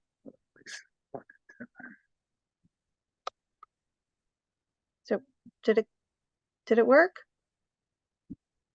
There it goes. Hello. We can hear you. Go ahead. You hear me, yes? So I would like to second all that I heard from Tracy Campion and others with a refinement to this thought. Most of the area that I understand where the bike lanes concern people are purely residential, where essentially only schools and a few clubs. and nothing else. This is very much unlike the problems that occur in the Boston Street and Copley Square area. So in residential areas of Back Bay, where most of the historical buildings are concentrated, we place very high value on physical beauty and harmony of the neighborhood. Tracy spoke very eloquently to this. And the design, maybe it's safe with this wide white posts, but it's extremely ugly, honestly speaking. Somebody has to say it. And secondly, I saw it passing in messages quite a few times. We live in Dartmouth Street, just at the intersection with Marlborough. There is very few bikers on the existing lane, really few. Sometimes hours pass without any biker, and that's in summer. So why do we need 2 bike lanes now to serve really small number of bikes? I also looked at the statistics of blue bikes that you maintain, City of Boston maintains. And last 2 years that are reported, that 2022 and 2023, show no increase in the number of trips. So why is this push to increase the number of lanes, number of bike racks and rental stations? It looks to me that to some extent, and I'm not opposed to biking like most people here, but to some extent, looks like a solution looking for a problem. Would somebody comment on this, please? Nathaniel, do you want to address the bike lanes? I think we've covered the flex posts, but maybe address the connections. Yeah, so just kind of coming back to the big picture, we are trying to create a connected bike network. And if you think about, just as a thought experiment, a highway that does not go anywhere. If you have a bike lane that does not connect to anything, that is effectively not going to serve that many people, because the people who are going to use it are those who are willing to endure part of the trip not on the bike lane, which is in many cases much more stressful and challenging and discourages and kind of keeps low the number of people who might choose it as an everyday usage. When you connect the network, when you connect point A to B, when you expand it, as we are working to do not just in Back Bay, but in other neighborhoods in the city, you start to make it more of a possibility for everyday trips for more people. So that being said, we do collect data on bike usage throughout the city. And we have been collecting data on bike usage throughout the city since 2016. When we look at streets where we've installed bike lanes before and after, the usage always goes up. So while you might not see that many people biking on Dartmouth Street now, we do have data that shows that people are using it now. When you make the connection, you make it possible for more people to use it. So as we showed, this is a connection that will be a 2-way connection from one of the busiest, most popular parklands in the city, which is the Charles River Esplanade. That is a facility where thousands of people bike every day. And they want to be able to get into the heart of the Back Bay Historic District because, as you know, it's a beautiful destination. And there's also many jobs, many shops, many restaurants. And this is a direct connection from the footbridge right into the heart of Back Bay. But this does not, you did not address the fact that the bike lane exists and has existed quite a while. And it's not used very much. So the bike lane that is on Dartmouth Street now is one way. It is a bike lane that is not protected from vehicle traffic. So if you bike on it, you might experience on the short distance between Boylston Street and Beacon Street. And again, you can only go in one direction now. So if you're coming from the Esplanade going towards Copley Square, you do not have a route. But again, coming back to this, you may encounter double parked cars. You may encounter cars turning across your path that aren't seeing you. There are any number of obstacles that are dampening and depressing the number of people who might choose to ride. If you have a 2-way route, someone can easily know that this is a route that they can both take to their destination and from their destination. So the automatic question, of course, is why have 2 directions of bike lanes in one-way street? That's totally illogical for people who cross the street. So yeah, as I was just explaining, why not have a Why Having not a have two-way, lane other way on another street? I'm trying to answer your question. So having a two-way facility lets people know that this is the street that you can take to your destination and from your destination. So this is the type of bike lane that we have on other streets in Boston, and it is quite successful. So instead of having somebody go around to a different block, they can take one street there and back. We also looked at Exeter Street as a possibility for a southbound bike lane. And one of the reasons that we didn't choose that option, among others, is because that would actually take about twice the amount of parking throughout the neighborhood as we would just to have one bike lane on Dartmouth Street. So there's many considerations that we put into this. It's not just, we want to do this and we think it looks nice. We consider many different options and arrive at a conclusion based on eliminating other options. No, that's very much appreciated, but I still would like to ask you and your colleagues to pay more attention to aesthetics. After all, we love the city, we live all here together. And it's not only about the fastest way to commute or to get to the store or to go to school. There Yes. are other considerations. Yes, we've heard the comment on flex posts. Thank you. Yeah. Anne? Thank you. Ryan, I'm going to ask you to unmute. If I can, there it goes. Hear me? Yes, we can hear you. All right. Well, thanks a lot for doing this, for walking through this and taking comments and actually responding to them. That doesn't happen in a lot of public meetings, so I really appreciate this. I would say this as a resident of Boston for over 20 years now, I think the city has prioritized cars for far too long, and it shows in our infrastructure, which you guys have mentioned. So I again appreciate this. I like the plan. I appreciate the start of the plan, and it will evolve as more feedback comes. I would just reiterate not to shrink sidewalks. I know you said you don't want to do that, but I just want to raise my voice for that.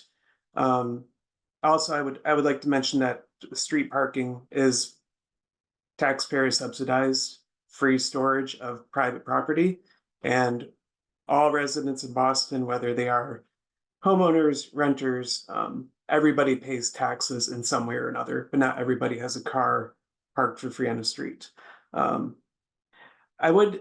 thing I was wondering about on Dartmouth is a while ago, there was a pilot in front of the BPL to close that traffic permanently. I don't know if there's any more thoughts on that or timing. And then when it comes to the Stewart and Dartmouth intersection, for the longer term fixes that really would make things safer and more accessible, is the next step there capital planning? Can the city and state do things on their own, or are we fully dependent on a developer coming in to kickstart that? We don't have any news to share on Copley Connects, but I will. The chief might have a few words. Oh, you do? Who does? Hi, folks. Oh, there he is. Okay. Hi, everybody. So I just wanted to, first of all, thank you all for, for the great feedback and the different perspectives on this. It is valuable for us to hear this, and it does influence how we design any kind of project. On Copley Connect, there was a pilot that was done. I think there was some data gathered. The main conclusion was that we didn't. It was not a project that we wanted to move forward with any sort of permanent closure, but that it needed additional evaluation to figure out if there are ways that space could be used potentially seasonally or for certain events that would allow for alternative uses of the street during periods of time. I think there's also additional analysis, frankly, needed about impacts as it relates to closures and if and where that might be appropriate. My understanding is that this remains a potential pilot project for the future, but at this point, there's no active work being done, and there is certainly no plan to implement any kind of permanent closure there at this time. And I can talk to the second part. I talked earlier about the difficulties and challenges of updating the Stewart and Dartmouth Street intersection. Just because those challenges exist does not mean that we can't do better than the quick term solution that we put in this, that we're planning on putting in the street this fall. I am very hesitant to say or commit to anything without us doing all of our engineering work beforehand. I do think that we can do better here and we can do more. But I don't want to say exactly what that is until I've done the thorough engineering behind that, so that I don't disappoint people by over-promising or under-promising. Oh, and yeah, just for context, my question is more, are we going to wait another 10 or 15 years, or are we talking we are repaving the 5 street. years? We are repaving the street next year, I believe. And when we repave it, we will have more better updates to it. I just can't comment on what those are yet until I understand all of the constraints and what I can and can't do with the space out there.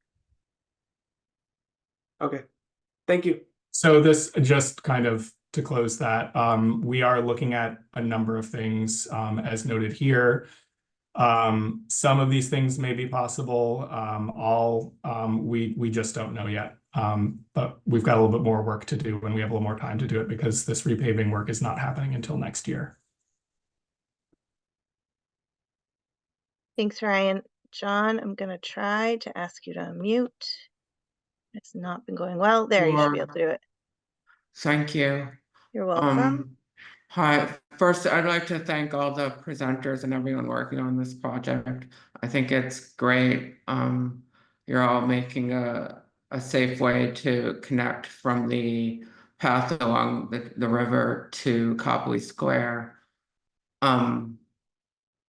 I was just wondering if it would be possible to, maybe in the future, to extend the path up to the lanes up to at least to Copley Place and Back Bay Station, which I think would be a really useful place to be able to ride safely. Nathaniel or Dan? So just kind of for bigger picture context, I mentioned Go Boston 2030, which is our citywide transportation plan. It does include that part of Dartmouth. The reason that we are only going to Boylston Street right now is for one, we only have funding for repaving north of Boylston Street and pairing the design changes with a resurfacing of the road is a very efficient way to use our resources. South of Boylston Street, there are particular challenges, especially around this intersection with Stewart Street, that have kind of already been noted. We also have some really intensive curb uses along the hotel. So if we were to extend this, we would have to do that as a separate project. Right now, that is not a programmed project, but it is not precluded in the future. Okay, fair enough. Thank you. Okay. Steve, I'm attempting to ask you to unmute. I'll unmute. There it is. Here you go. Thank you. I have several questions, but first, I am a bike rider, blue bike rider since the program came into being, and a recreational bike rider, so I'm certainly not anti-bike. However, I do agree with Tracy Campion's comment that much that's being done to absolutely maximize the lanes given to bikers is destroying the appearance of several of our beautiful Back Bay streets, which bring tourists, etc., into the city, not to forget the homeowners. But having said that, I'm first interested in whether traffic studies have been done or are being done, more importantly, this fall to show what the bicycle and vehicular traffic is on Dartmouth Street from Boylston to Beacon. And in particular, I'm interested in that because the sales pitch, sort of, is that this is the bike lane from the south end that'll take you to the Esplanade, and you can go west or east. But it does seem as though the easterly route would be much more enjoyable for a cyclist, is for me, and easier if the cyclist took an eastward turn on Commonwealth Avenue, went down the bike lane that's there now, and then to Arlington Street and across over to the Longfellow Bridge. Much easier and safer if they're going east. West, they could also take a left on the Commonwealth Avenue bike lane, which, as far as I can tell, and as far as Michael Weingarten's extensive studies, traffic studies have shown, have almost no accidents in the bike lane, involving the bike lane. Any accidents that have occurred over the past many years have occurred at intersections, not on the lane. So those cyclists can, and the city, I have confidence that the city can figure out the Mass Ave situation if you're on Commonwealth going west. So that is a question. Our traffic studies being done this fall. If not, have they been done recently? I don't mean pandemic studies. Then I can give you the next question or two now, or you can answer that one whichever way you folks think is most efficient. Sure, Oh. I can answer the traffic one. The data is much the same data that we have been talking with you previously about the Berkeley Street A to B block. We explained in a letter, I think, to your organization that we think the data is sound. We can follow trends in traffic data, and frankly, just getting spot treatments, maybe today, maybe sometime this fall, is not an effective way to understand what traffic is there. Traffic does change over time, and generally we see it going down slightly in the Back Bay. We trust this data, and we use this to verify how we get enough throughput through the signals to match the expected volume of vehicles. So we have done our homework. We do understand how many cars are out here. We are confident in the data that we have, and it does work. The math does work with the changes we are proposing. And I understand that you have some people that are not professional traffic engineers looking into it, and we can't take their comment. We have to use professional engineers to determine this. And did I understand you to say that your projections for vehicular traffic in the Back Bay are for that traffic to decline? It has, I believe, declined slightly in the past 3 years. So just to add a little bit more context here, we can look at data sources that provide kind of macro level trends that we can look at over a number of years. What I can say about that is that when we look at the data from before the pandemic and after, on most streets where we sampled data, the traffic is down by 20 to 30%, and it has not rebounded. It reached a relative plateau around 2021. And from that time, depending on the location, it either goes up a little bit or it goes down a little bit. So we're not seeing broad kind of returns to the same number of cars that are on any given street than there were prior to March 2020. So that much we know. And when we sample data that is past that point, say 2022, just to be safe, we can use that data for programming our traffic signals. When we do a corridor project like Dartmouth Street, we look specifically at the signalized intersections on that corridor. We're not looking at Arlington Street or Mass Ave. We are looking just at Dartmouth Street and how cars move through those intersections. And the data that we're using for that analysis, again, like Dan mentioned, we are following guidelines that are established by professional transportation engineers who are very good at their job and know what they're doing, and running analysis to determine what changes we might need to make to signals in order to accommodate the design. And before we even do that, we look at that data under the sand. Is it even possible? If there were so many cars on Dartmouth Street or any given street that we couldn't take away a number or couldn't take away a lane, we wouldn't do that. All right, thank you. And what about the idea of those bicycles coming from the south, going north, taking a right at Commonwealth Avenue if they want to get to the Esplanade going east? Mm-hmm. So that is also an option. I think one of the things that we are trying to do generally as a cabinet with these projects is that we create a network. So people who want to go towards the Longfellow Bridge will be able to turn right on Com Ave. And with a future project that is not related to the Dartmouth Street project, we will be making the Arlington Street bike lane 2 ways between Boylston and Beacon. So that means that someone can go north on Arlington Street to access the Fiedler footbridge. Someone may also wish to go west, in which case it would not make sense for them to go east on Com Ave, several blocks, north on Arlington Street, and then double back. It makes more sense for them to go north on Dartmouth Street and use the footbridge there and continue west. So we're trying to serve multiple destinations with the network. I understand, but it may be just. All right, and following up, what is being done to control the use of two-wheel electric vehicles on whether it's a sidewalk for the pedestrians to have to deal with, or it's in the bike lanes? And anyone who's riding a bike has probably already seen that there's a substantial risk of a collision between a bike and an electric bike. Okay. So I'll just say that is an issue the city is working on collectively with the Boston Police.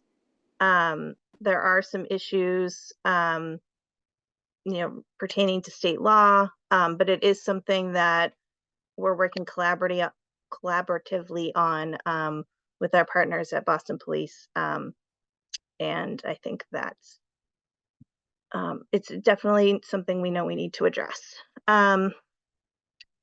So Steve, I think we're going to move on to Scott. There's a lot of people waiting and we are about 25 minutes past time. So Scott, I'm going to ask you to unmute. Yeah, thank you so much for this project. Quite excited about it. I commute in this area every day by bike. So I'm very much looking forward to this. Having more connections to the Esplanade is particularly good because that's part of my route. I'm also so generally very excited about just about everything that you presented. I'm a little interested this slightly off of the specific project, but in general with the network that you guys keep talking about, that would be really great to, you know, be a lot safer. And related, the Boylston Street lanes have really made my commute so much better than it was earlier this year. So greatly appreciate that project too. And so I think this Dartmouth project really is going to that network of like actually being able to get around all of the Back Bay safely on a bike. So thank you so much for this project. So I guess my question is kind of more two questions. The first, looking at this better bike network, it shows a few other projects in 1 to 3 years, and then there was a different slide where you showed the gas pipeline work on other streets. Yeah, and so I was kind of curious. It looks like they're, from my understanding, a lot of times these projects are like, it's really good to repave the road right after a big project like the natural gas pipeline, the pipe main work. And so I was curious the disconnect between the projects that have planned to happen in the next 1 to 3 years and the street segments that are on here, and if there's any more projects that could be like moved up to match with the pipeline work. And then the second question I had, you've talked a little bit about like not being able to do major construction for curbing instead of and doing flex post, but on Mass Ave there's some precast curbs, or even better, has the city looked into getting a cast in place curbing set up so that you could quickly do just throwing some curbs down and get some bike lanes that are kind of more akin to the Com Ave lanes by BU, where it's not a sidewalk grade bike lane, but it is actually curb protected bike lane. Yes, Scott. So I think we understand your question, and I think Dan can talk about both of those things. Yep. Thank you, Scott. Appreciate it. To the first part of your question, when we do have these major repavings, we are trying very hard to have an updated street design to go with them. So we will continue to do that as this happens. We don't catch everything. We are fallible, but that is the intent, is to follow up these major repavings with any changes the street may need for safety. To your second question is, why can't we just do concrete? That is the intent of the city, to move in that direction in the future. Getting all of the work together to move to concrete instead of these flex posts is my job. And I am working very hard to never put a flex post in our street again, because I would also much rather have this concrete. It is a much better solution. It's much better looking. It's what we want to go to, or we're just not there yet. I hope we are soon, but we aren't there yet, unfortunately. What is, if you don't mind me asking, holding you back at this point?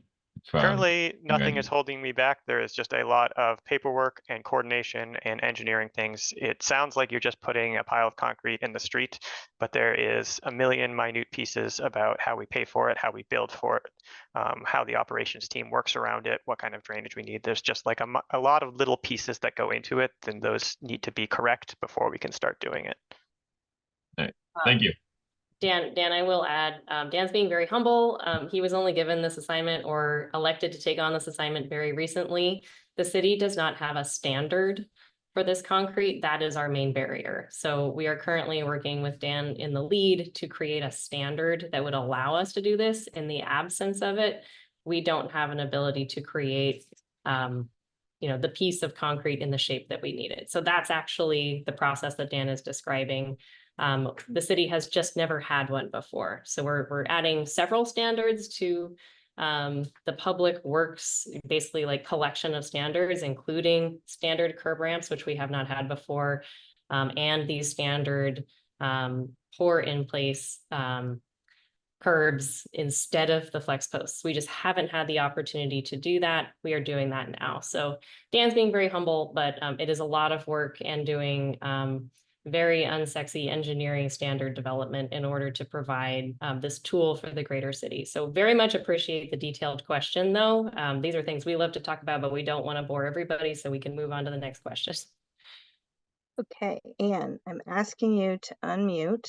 It's been very finicky, so there we go. Thank you. Okay. Thanks so much. Oh, you know what? I need to, can you go off yours because it's making me, or go on mute. There's two of us looking at the same, okay, good. Yeah. I don't know if that's gonna work. I'm just gonna have to go to another room. I turned mine off. Oh, good, okay.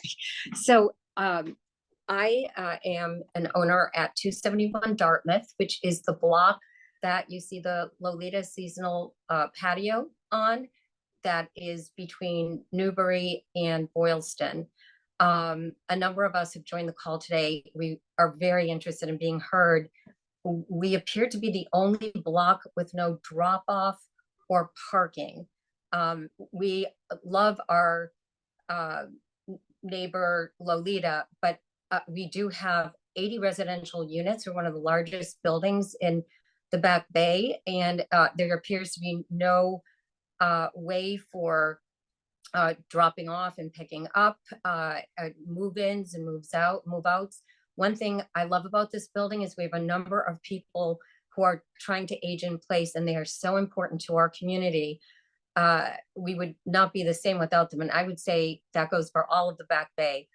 I'm concerned beyond no drop-off and parking about their ability to continue to be pedestrians in this area. But specifically about the drop-off and the parking, they require services. They have groceries dropped off. They're able to sustain their livelihood here in the Back Bay based on being able to get deliveries, have aides come.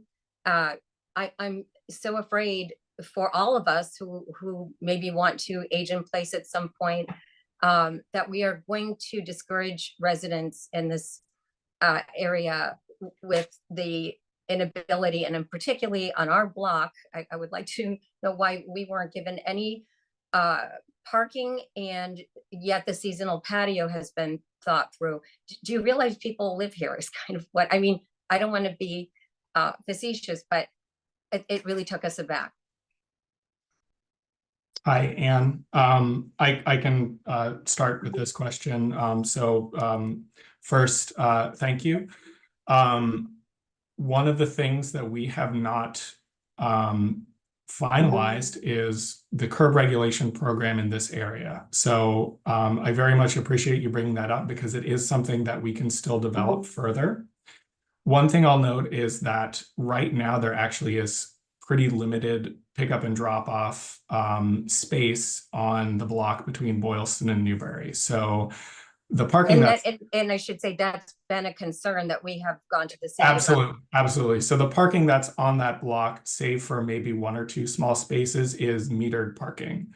So when deliveries happen on this block right now, most of the time they are double parking, and that is illegal, although it does happen.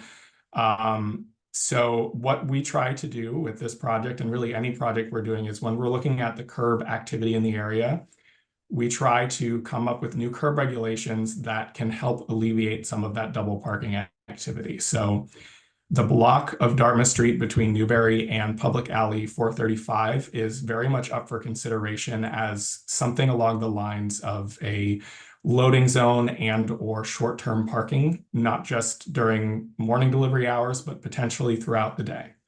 Would you be willing to meet with our trustees, would be willing to meet with you to work out a solution? Because, you know, I think that would go a long way to not feeling, I mean, when Tracy Campion talked, I know a lot of people said, you know, but honest to God, I was like, thank you. I feel our voices are being heard. It does seem like a done deal. If we're working together, then there's no surprises, but it looked like this just came out and we have from August to mid-September, which is pretty much now. And then you get a week or two before the construction starts. It's frightening, you know, and So, okay, just a couple things. So first of all, yes, we are happy to continue talking with you.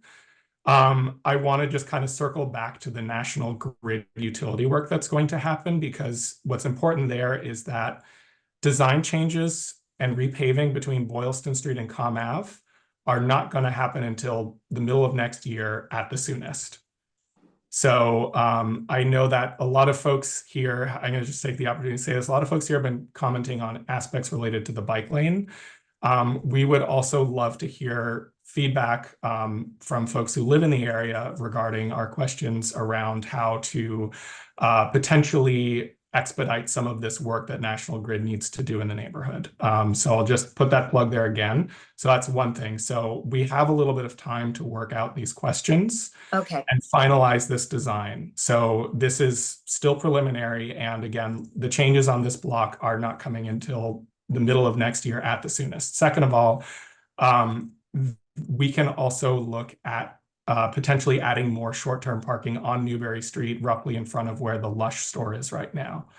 That is not shown on this map, but it is another location where we could potentially add short-term parking where there is none now.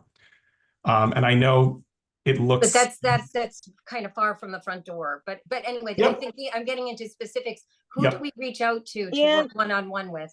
So if you email that better dash what is it? Bike dash lanes. Yeah, we'll show it again at the end. That goes to literally all of us. It will? Okay, thanks, Sam. We will set up a time and get that meeting on the books. Thank you so much. I'll let another person talk. Appreciate it. Thank you. Allie, I'm coming to try to ask you to unmute. There it goes. Here you go. Hello, can you hear me okay? We can.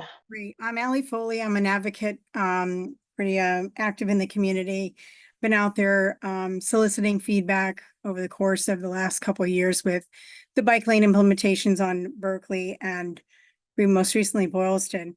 A couple of things come to remind you or feedback from that's going on in the Boylston. I hear the echo here on the call with a lot of congestion in the area. It's so significant on Boylston that I really think the people need to get back to Boylston and spend a considerable amount of time there and or offer up a post-implementation call review for entities on Boylston, businesses, residences, emergency services to potentially join the call and give feedback.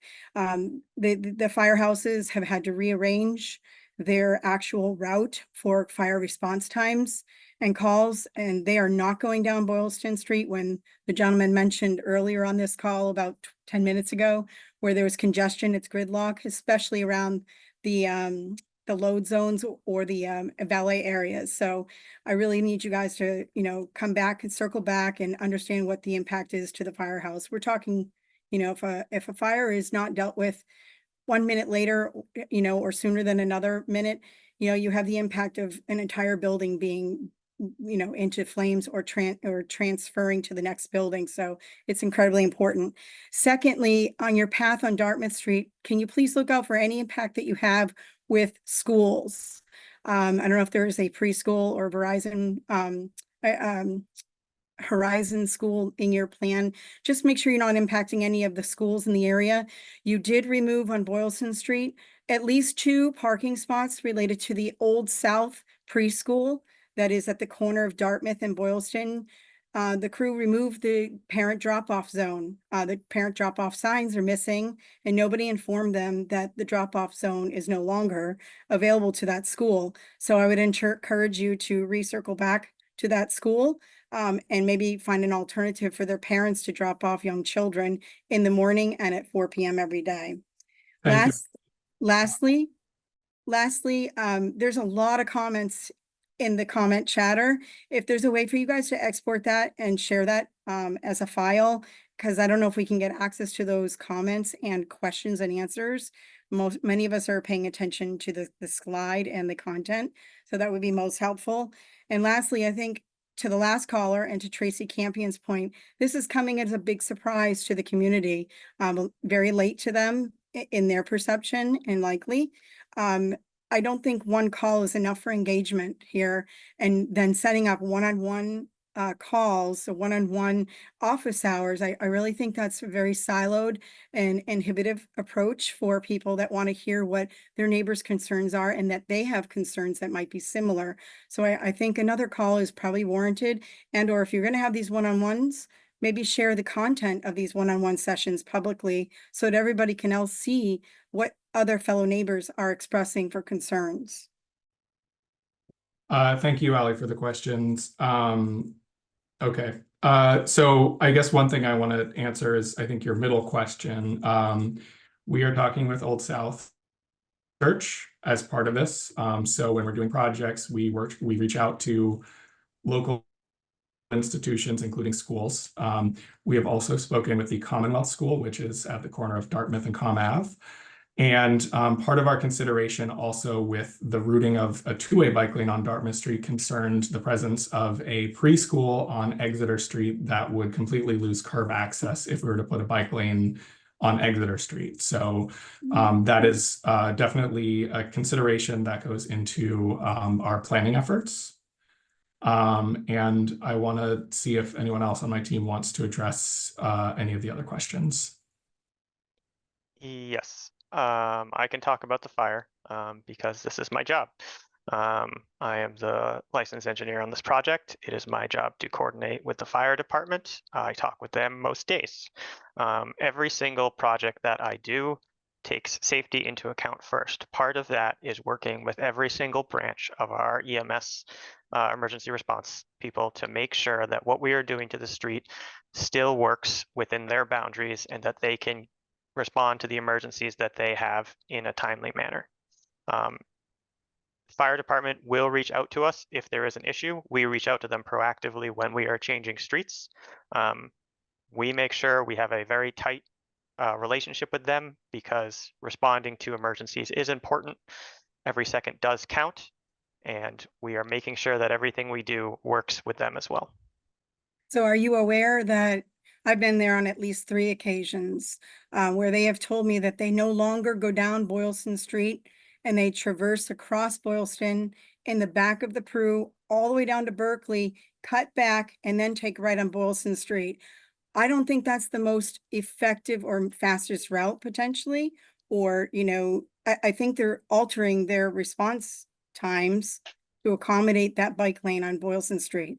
So that may be the case that they're changing their route. If there is an issue that is of a magnitude that they feel that they cannot still timely respond to emergencies, then they will talk to us. And in addition, that bike lane is 10 to 11 feet wide between the curb and the flex post. I believe it's 14 feet wide if you include the entirety of the daylighting. A standard fire truck is 10.5 feet with its mirrors. I believe it's 8.5 feet wheelbase. They fit just fine down there. They might not want to. And the reason is we've still seen a lot of people who are parking illegally in the bike lane, and they might be concerned that they can't get down the bike lane because we have vehicles parking illegally in places they shouldn't. We're working to clean that up. As we clean that up, they'll be more confident in using that space. As you can see right here, this has been open for many years. Vehicles don't use it anymore. Emergency feels very comfortable using this space to get to where they need to go. I agree, this end of Boylston looks appropriate, but I'm talking more of near the valet area, Atlantic Fish, Abe and Louie's, and the Mandarin Hotel. I would find it hard pressed for a fire truck to get through that bike lane And successfully on the left. I understand, and it is my job to make sure that they can, and they can. So Allie, we appreciate your question. We do still have 8 folks waiting. I just want to see if Julia has anything to add, and thank you again. No, I think, Allie, the last part of your question was just about, you know, when have we talked to the community? So we have been talking to the community about the network of changes to the streets in this whole neighborhood for years at this point. So we do recognize that not everybody is aware of everything all the time. We do hear that. But I do want to assure you that this iteration of proposing that we put a two-way bike lane on Dartmouth is the result of community engagement. This is, you know, something that we have gotten to because we've been talking with the community about the best way to increase safety and to increase access for, you know, a multitude of road users in the neighborhood. So thank you. Okay, I am going to ask Susan to unmute, and I'm going to ask if you have already spoken here tonight.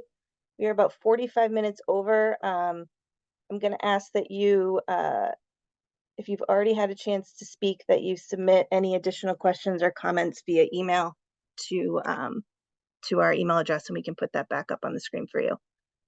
Susan? I have not spoken, and firstly, I'd like to thank you all very much for gathering us this evening and discussing the numerous impacts and benefits in a very thoughtful way. I do believe in multimodal. I want to keep people safe, and I've lived in Back Bay for 30 years, more than 30, and I have several concerns.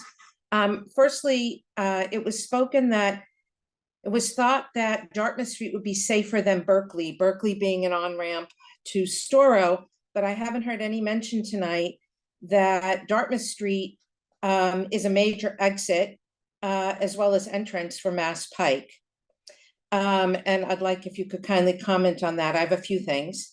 Has any consideration been given to using Fairfield as a bike lane? It goes directly to the Heinz Convention Center. It's a less busy road. It has an overpass to Esplanade, and it would seem like less parking would be disturbed because one side of the street closer to the back alley does not have parking. Also, given many safety concerns that many of us has there been any consideration for signals for the bike lanes? On a daily basis, there are bikes and motor scooters going through red lights, cars trying to turn, or pedestrians walking. As a pedestrian, I was hit. I do appreciate that we're looking at this and can try to look at this, the fact that we are in a historic district, and many of us are trying to raise families or seniors, and not everyone is riding a bike to school or to work, and we might be walking, using the T, or yes, even driving. And we want this to work for everyone involved. I appreciate the comments on the emergency responders and that being considered, because we've been told on Beacon Street that the local firehouse ladder will not go above 6 stories, and we have some buildings that are higher than that. So I appreciate that you look at this with a safety lens, as well as a historic lens all around, as we all try to work hard to preserve. And a shout out to the Back Bay Architectural Commission, who has worked tirelessly to preserve this neighborhood. And I thank them for their thoughtful comments. And lastly, I know there's been talk about traffic, and I know you all know we're the 4th worst in the nation, not something to be proudest of, and 8th worst in the world. And I'd really like to see the data, how increasing bike lanes is decreasing traffic. As I say, want this to be multimodal for everyone, but I do have several concerns here. So thank you. Okay, so there's a lot of pieces to that. I will do my best to answer them. One is you're concerned about the access on Dartmouth Street and how many vehicles are going to be on it, considering the fact that the Mass Pike empties right there into that intersection that goes further along. Part of this is we account for that traffic. There is room to fit this bike lane, and we are not affecting the amount of traffic that can get through there currently. The amount of vehicles that can go through these intersections today will be able to go through the intersections after the design. So that part of this is accounted for in here. The reason we're not putting it on Fairfield is, again, kind of falls into this EMS issues that you're talking about. Is whatever street we do this on, we are going to have to remove a significant amount of parking. A lot of that is to meet fire regulations. If we are doing 2 streets, we will take more parking than if we just do 1 street. There will be more net loss in the Back Bay than if we do 1. So keeping it on 1 street that connects to the Esplanade, that connects to the Back Bay station, that connects through South Boston, and is a very long street that can connect a lot of the city. And I know this project doesn't take care of all of that, but this is the way that people want to travel. That is why we need to make this connection. And we found out that it works from a safety perspective. We found out that it works from a traffic perspective. And first and foremost in all of this is every piece of this is making pedestrian crossings shorter and safer as well. So pedestrians gain the most here because we are exposing them to vehicles less at every single intersection that we touch here. Signals for the bike lanes. Yes, I would love signals for the bike lanes. I believe we're having them for some of them. Right now, we're putting them where we need them, not everywhere. 1, because it is expensive, and 2, because it is difficult. Because again, as you've mentioned, you're in a historic district. There's a lot of brickwork here. Taking up brickwork and pulling up 60-year-old cable is difficult and disruptive. And we want to do that as little as possible. So we are sticking signals where they are necessary to make sure that everybody has all of the information that they need. And we are not trying to add additional signals that would further disrupt the historic district. That kind of covered the historic perspective. We've also talked to that at length now. And I believe Julia wanted to talk a little bit about traffic at the end of this. Julia? Sure. All right, thanks, Dan. So yes, the last part of the question was in regards to traffic. Yes, Boston does have the distinction of being a city with a lot of traffic delays. The way that those rankings are created is by basically like hours of traffic delay that people experience in driving. This is the true answer to this question of why can't we just get rid of traffic, is that you can't build your way out of traffic. As a nation, as a practice, we have recognized that we can't build enough lanes in order to accommodate the number of vehicles that would drive somewhere if you allowed them to. Texas and places like that, Houston has tried, but I think we all agree we like the character of Boston. I think that's a comment we've heard a lot this evening. One of the great things about Boston is that the streets are small. One of the things that is great is that people walk a lot. People are starting to bike more and more. And so one of the ways that you can get rid of traffic, actually the only way that you can get rid of traffic, is to meet the demands for transportation through ways that are not driving. Boston actually does a great job of this already. And what you see out there as traffic on streets, especially in some of these neighborhoods and hotspots that we're talking about in this project, is because you're seeing overflow traffic from the expressway, from the highway, from places that are made for cars. And when you have too much demand overflowing from them, they come onto the local streets. That's a phenomenon we see in every neighborhood that is adjacent to a highway. So I know it doesn't sound intuitive. Happy to join anybody in office hours if you want us to talk you through this. This is super wonky stuff that we all love to talk about. How do we get out of, the world of traffic? This is what we do. This is literally why everybody works on this team, is trying to solve that problem. And the only way that you can is by making other ways for people to travel that are not cars. Thanks, Julia. Ryan, I'm asking you to unmute. If I can, there, you should be able to talk now.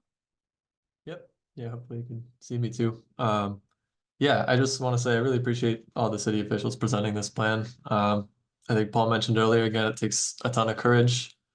It's unfortunate to say that I'm kind of always amazed at like the almost anger and vitriol that comes out against safety measures, because I think sometimes we just lose sight that bike lanes are tied to the safety measures for pedestrians and drivers and everybody that's using the road.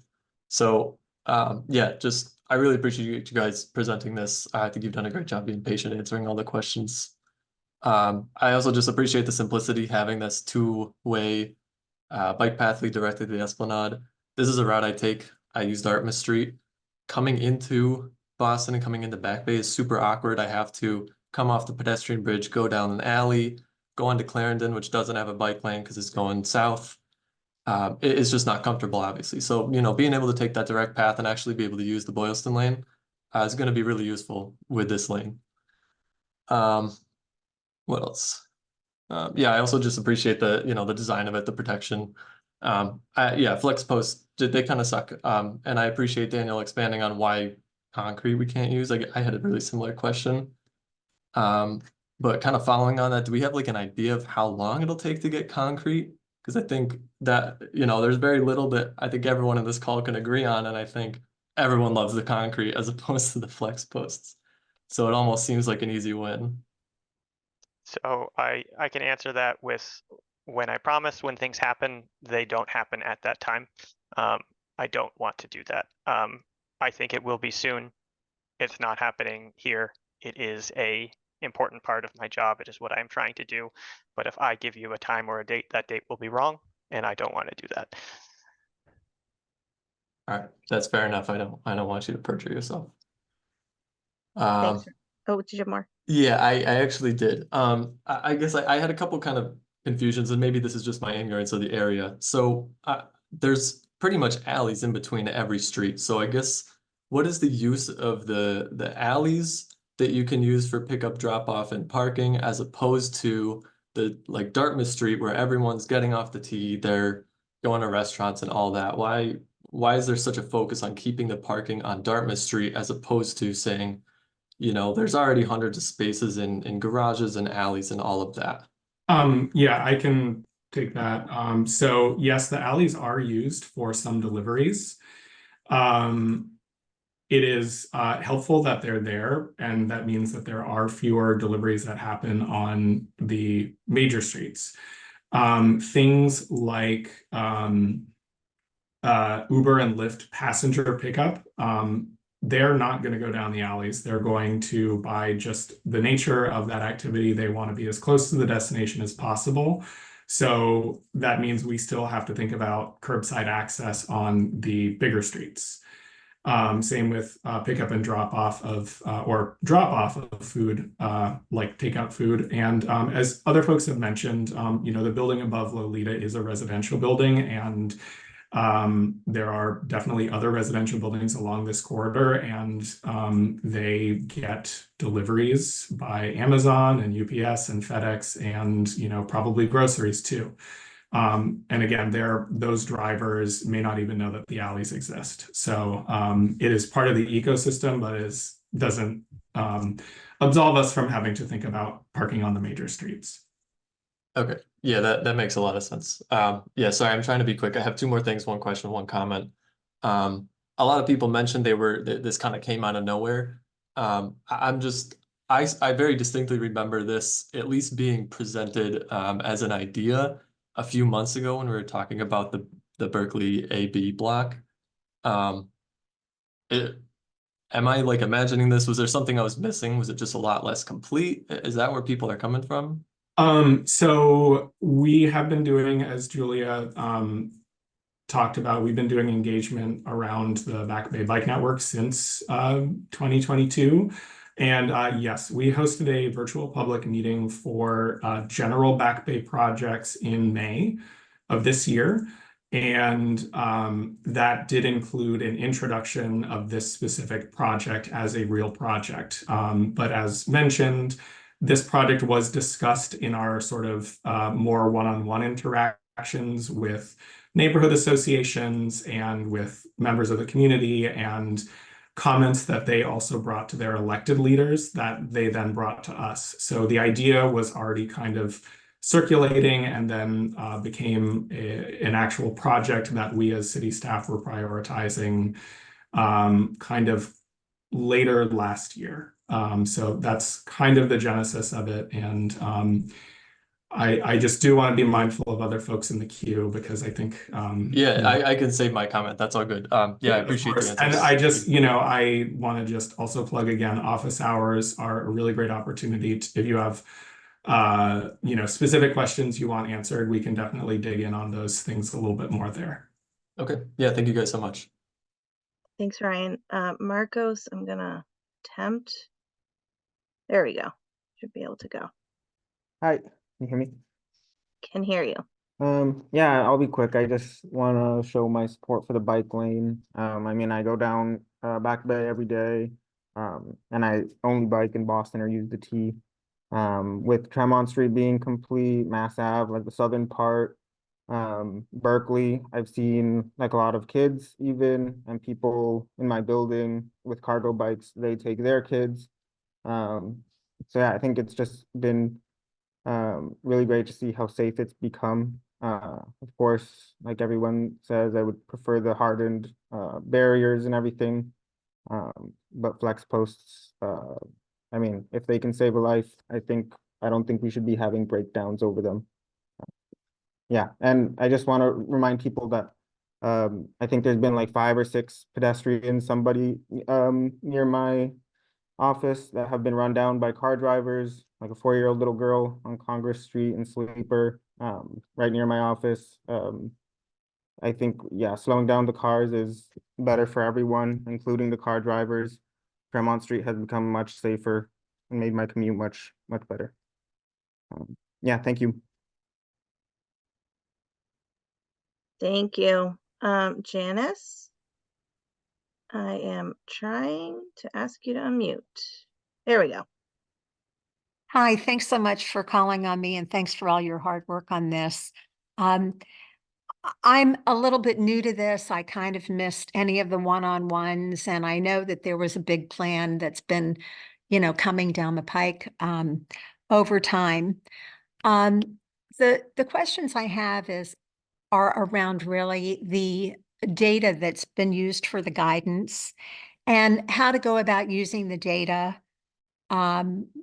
to help the community be informed about the recommendations and the decisions that you've made, because it seems, a lot of us are kind of new to this idea. And I understand, if I heard correctly earlier, it sounded like that this is not a final decision, but at the same time, it sounds like it's a final decision. And so I'm just wondering if there is data that talks about the implications to everybody, drivers, pedestrians, businesses, residents, as well as the bikers, because I too am in favor of seeing us be able to use the streets for biking as well. And appreciate all the hard work you're doing in that regard, and just wondered how the input is getting filtered in a way that talks about the implications and is being fed back to us in a way that we can better understand. Because in this instance, I'm not feeling comfortable about the 2-way bikes on Dartmouth Street for many of the reasons you've already heard, and appreciate the time you've given me tonight and for all of your work. Thank you, Janice. So I think maybe other folks on my team have things to say. I'll just say kind of candidly, as one of the people that puts together these presentations, we kind of try to strike a balance between giving you too much information that's going to bore you, or keep us here for a very long time looking at stats and things. We do look at all of these things. We look at traffic count on specific streets. We also kind of through different avenues look at larger kind of macro trends, and we do monitor bike usage. We also monitor safety on our streets through the Vision Zero program. But I think the most critical data that we use to inform individual projects like this is to take traffic counts beforehand and use that in inputs on our traffic model. That is all information that we can share. It's a little bit inscrutable. Like we've talked about, we have traffic engineers who work on this. I don't even understand the details of it. But I'm sure Dan could talk about that more. Again, I know that we've all been staying after the scheduled ending time. But I guess all that is to say is that we can, if there are specific questions you have, we can kind of address those, and there may be more information. And we can definitely post the details of the traffic modeling on the website. I also just want to say that the Globe did write a story in July looking at our, I guess, thesis if we build a protected network of bike lanes, will more people bike? And they reviewed data that show that more people are biking in places where there are protected bike lanes, which is a third-party source, if that's helpful. Does anyone else have any other comments for Janice, or should we move on? I just want to be cognizant we are over an hour past our ending time here. I think Nathaniel said he can give the data that she needs, Okay. and we can go from there. All right. So Zachary, I'm going to ask you to unmute.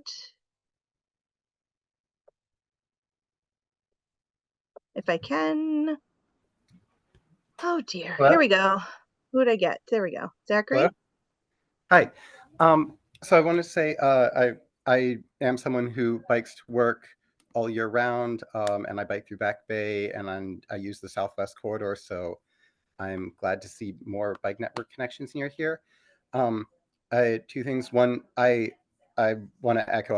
I am sympathetic to the. I appreciate the aesthetics of that neighborhood, and obviously anything from flex posts to traffic signals are one-size-fits-all traffic control devices that aren't designed to fit a particular neighborhood character, and I recognize that. So I also share, I would love to hear, when we can get a sense of what the timeline might be to convert the initial flex post bike lane to something that can integrate visually with the sidewalks, like we've seen elsewhere where there are, sidewalk level curbs and things like that. And then second, I was concerned about intersection safety. I love biking on the Boylston bike lane, but the protection near the intersections isn't always great, and it's often just paint or a few flex posts that don't stop cars, blocking the sight line to the crosswalk, which really doesn't, even though the crossing distance of what is technically lane is shorter, it doesn't really feel shorter if you have cars pulling up right to use that daylighting area as essentially more parking. And contrasted with, I love the Tremont Street bike lanes have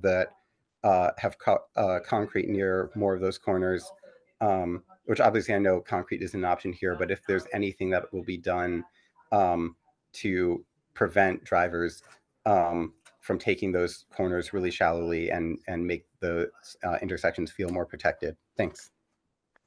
Hi, Zachary. I can answer your question about Boylston Street. We just put that in. We are actively monitoring it. We do know changes can be made to update those. We are looking at better ways to enforce and stop vehicles from using those corners as much as possible. So I expect that will be coming in the coming months to help alleviate that problem. I can't get into any specifics yet, but there is an intent to help with the problems that you have communicated.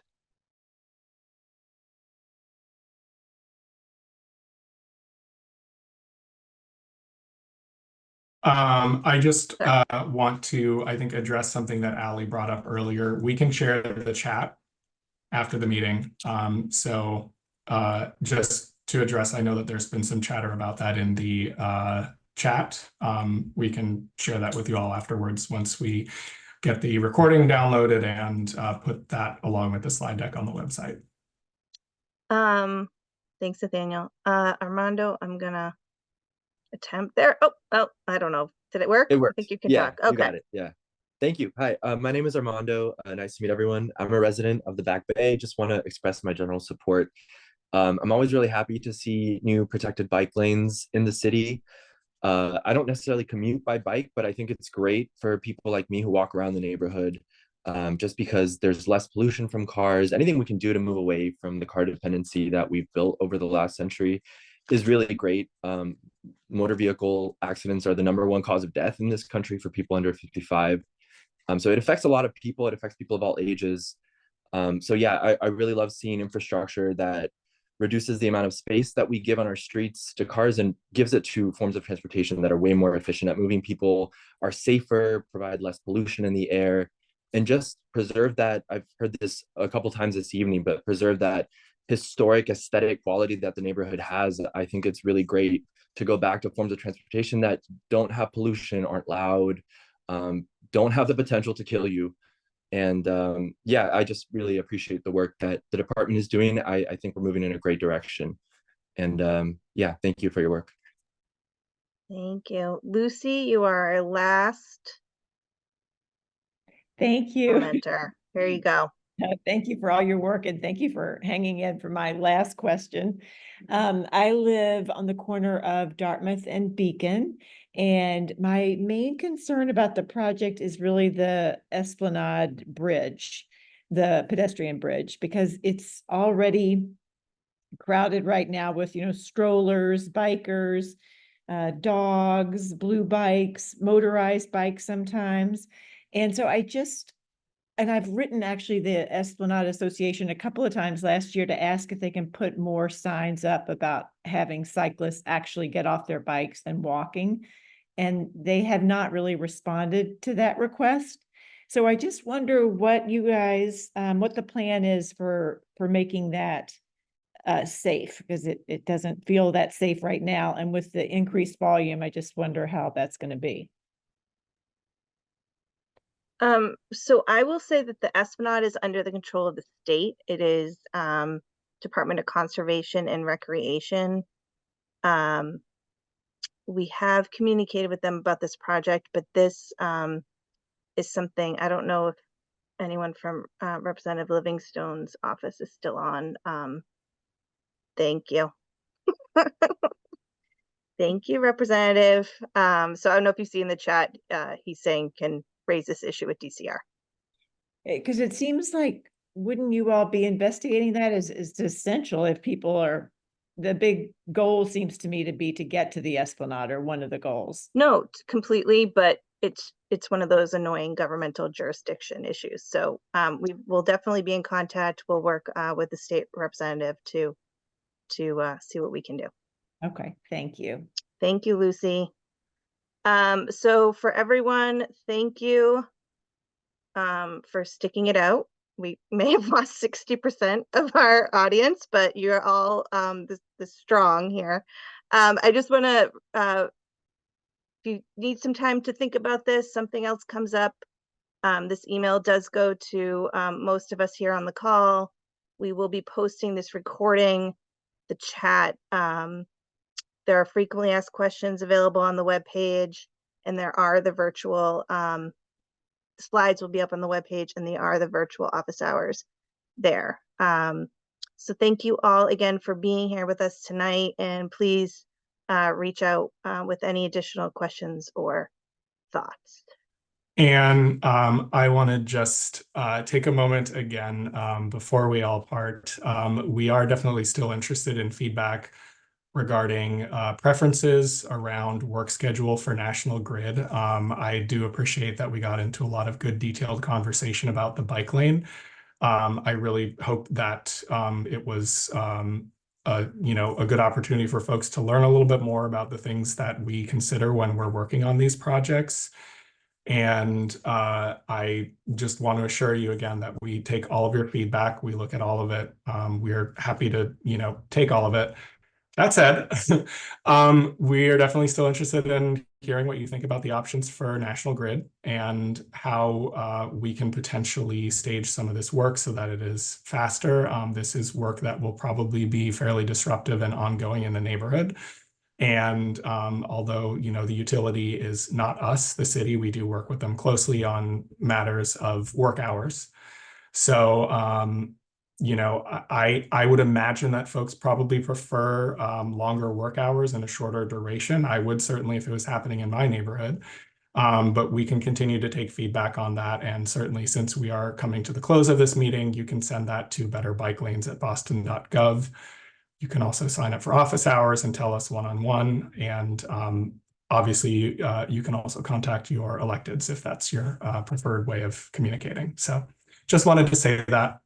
Back to anyone else who wants to say any closing remarks. I think Anne already said it. Thank you to the strong 40 who have made it to an hour and 12 minutes past our scheduled time. We do appreciate all of your comments. We are continuing to refine the design, and we will be in touch. We'll be posting a ton of information on the website, and Nathaniel already listed all the ways that you can get in touch with us. Thanks, everybody.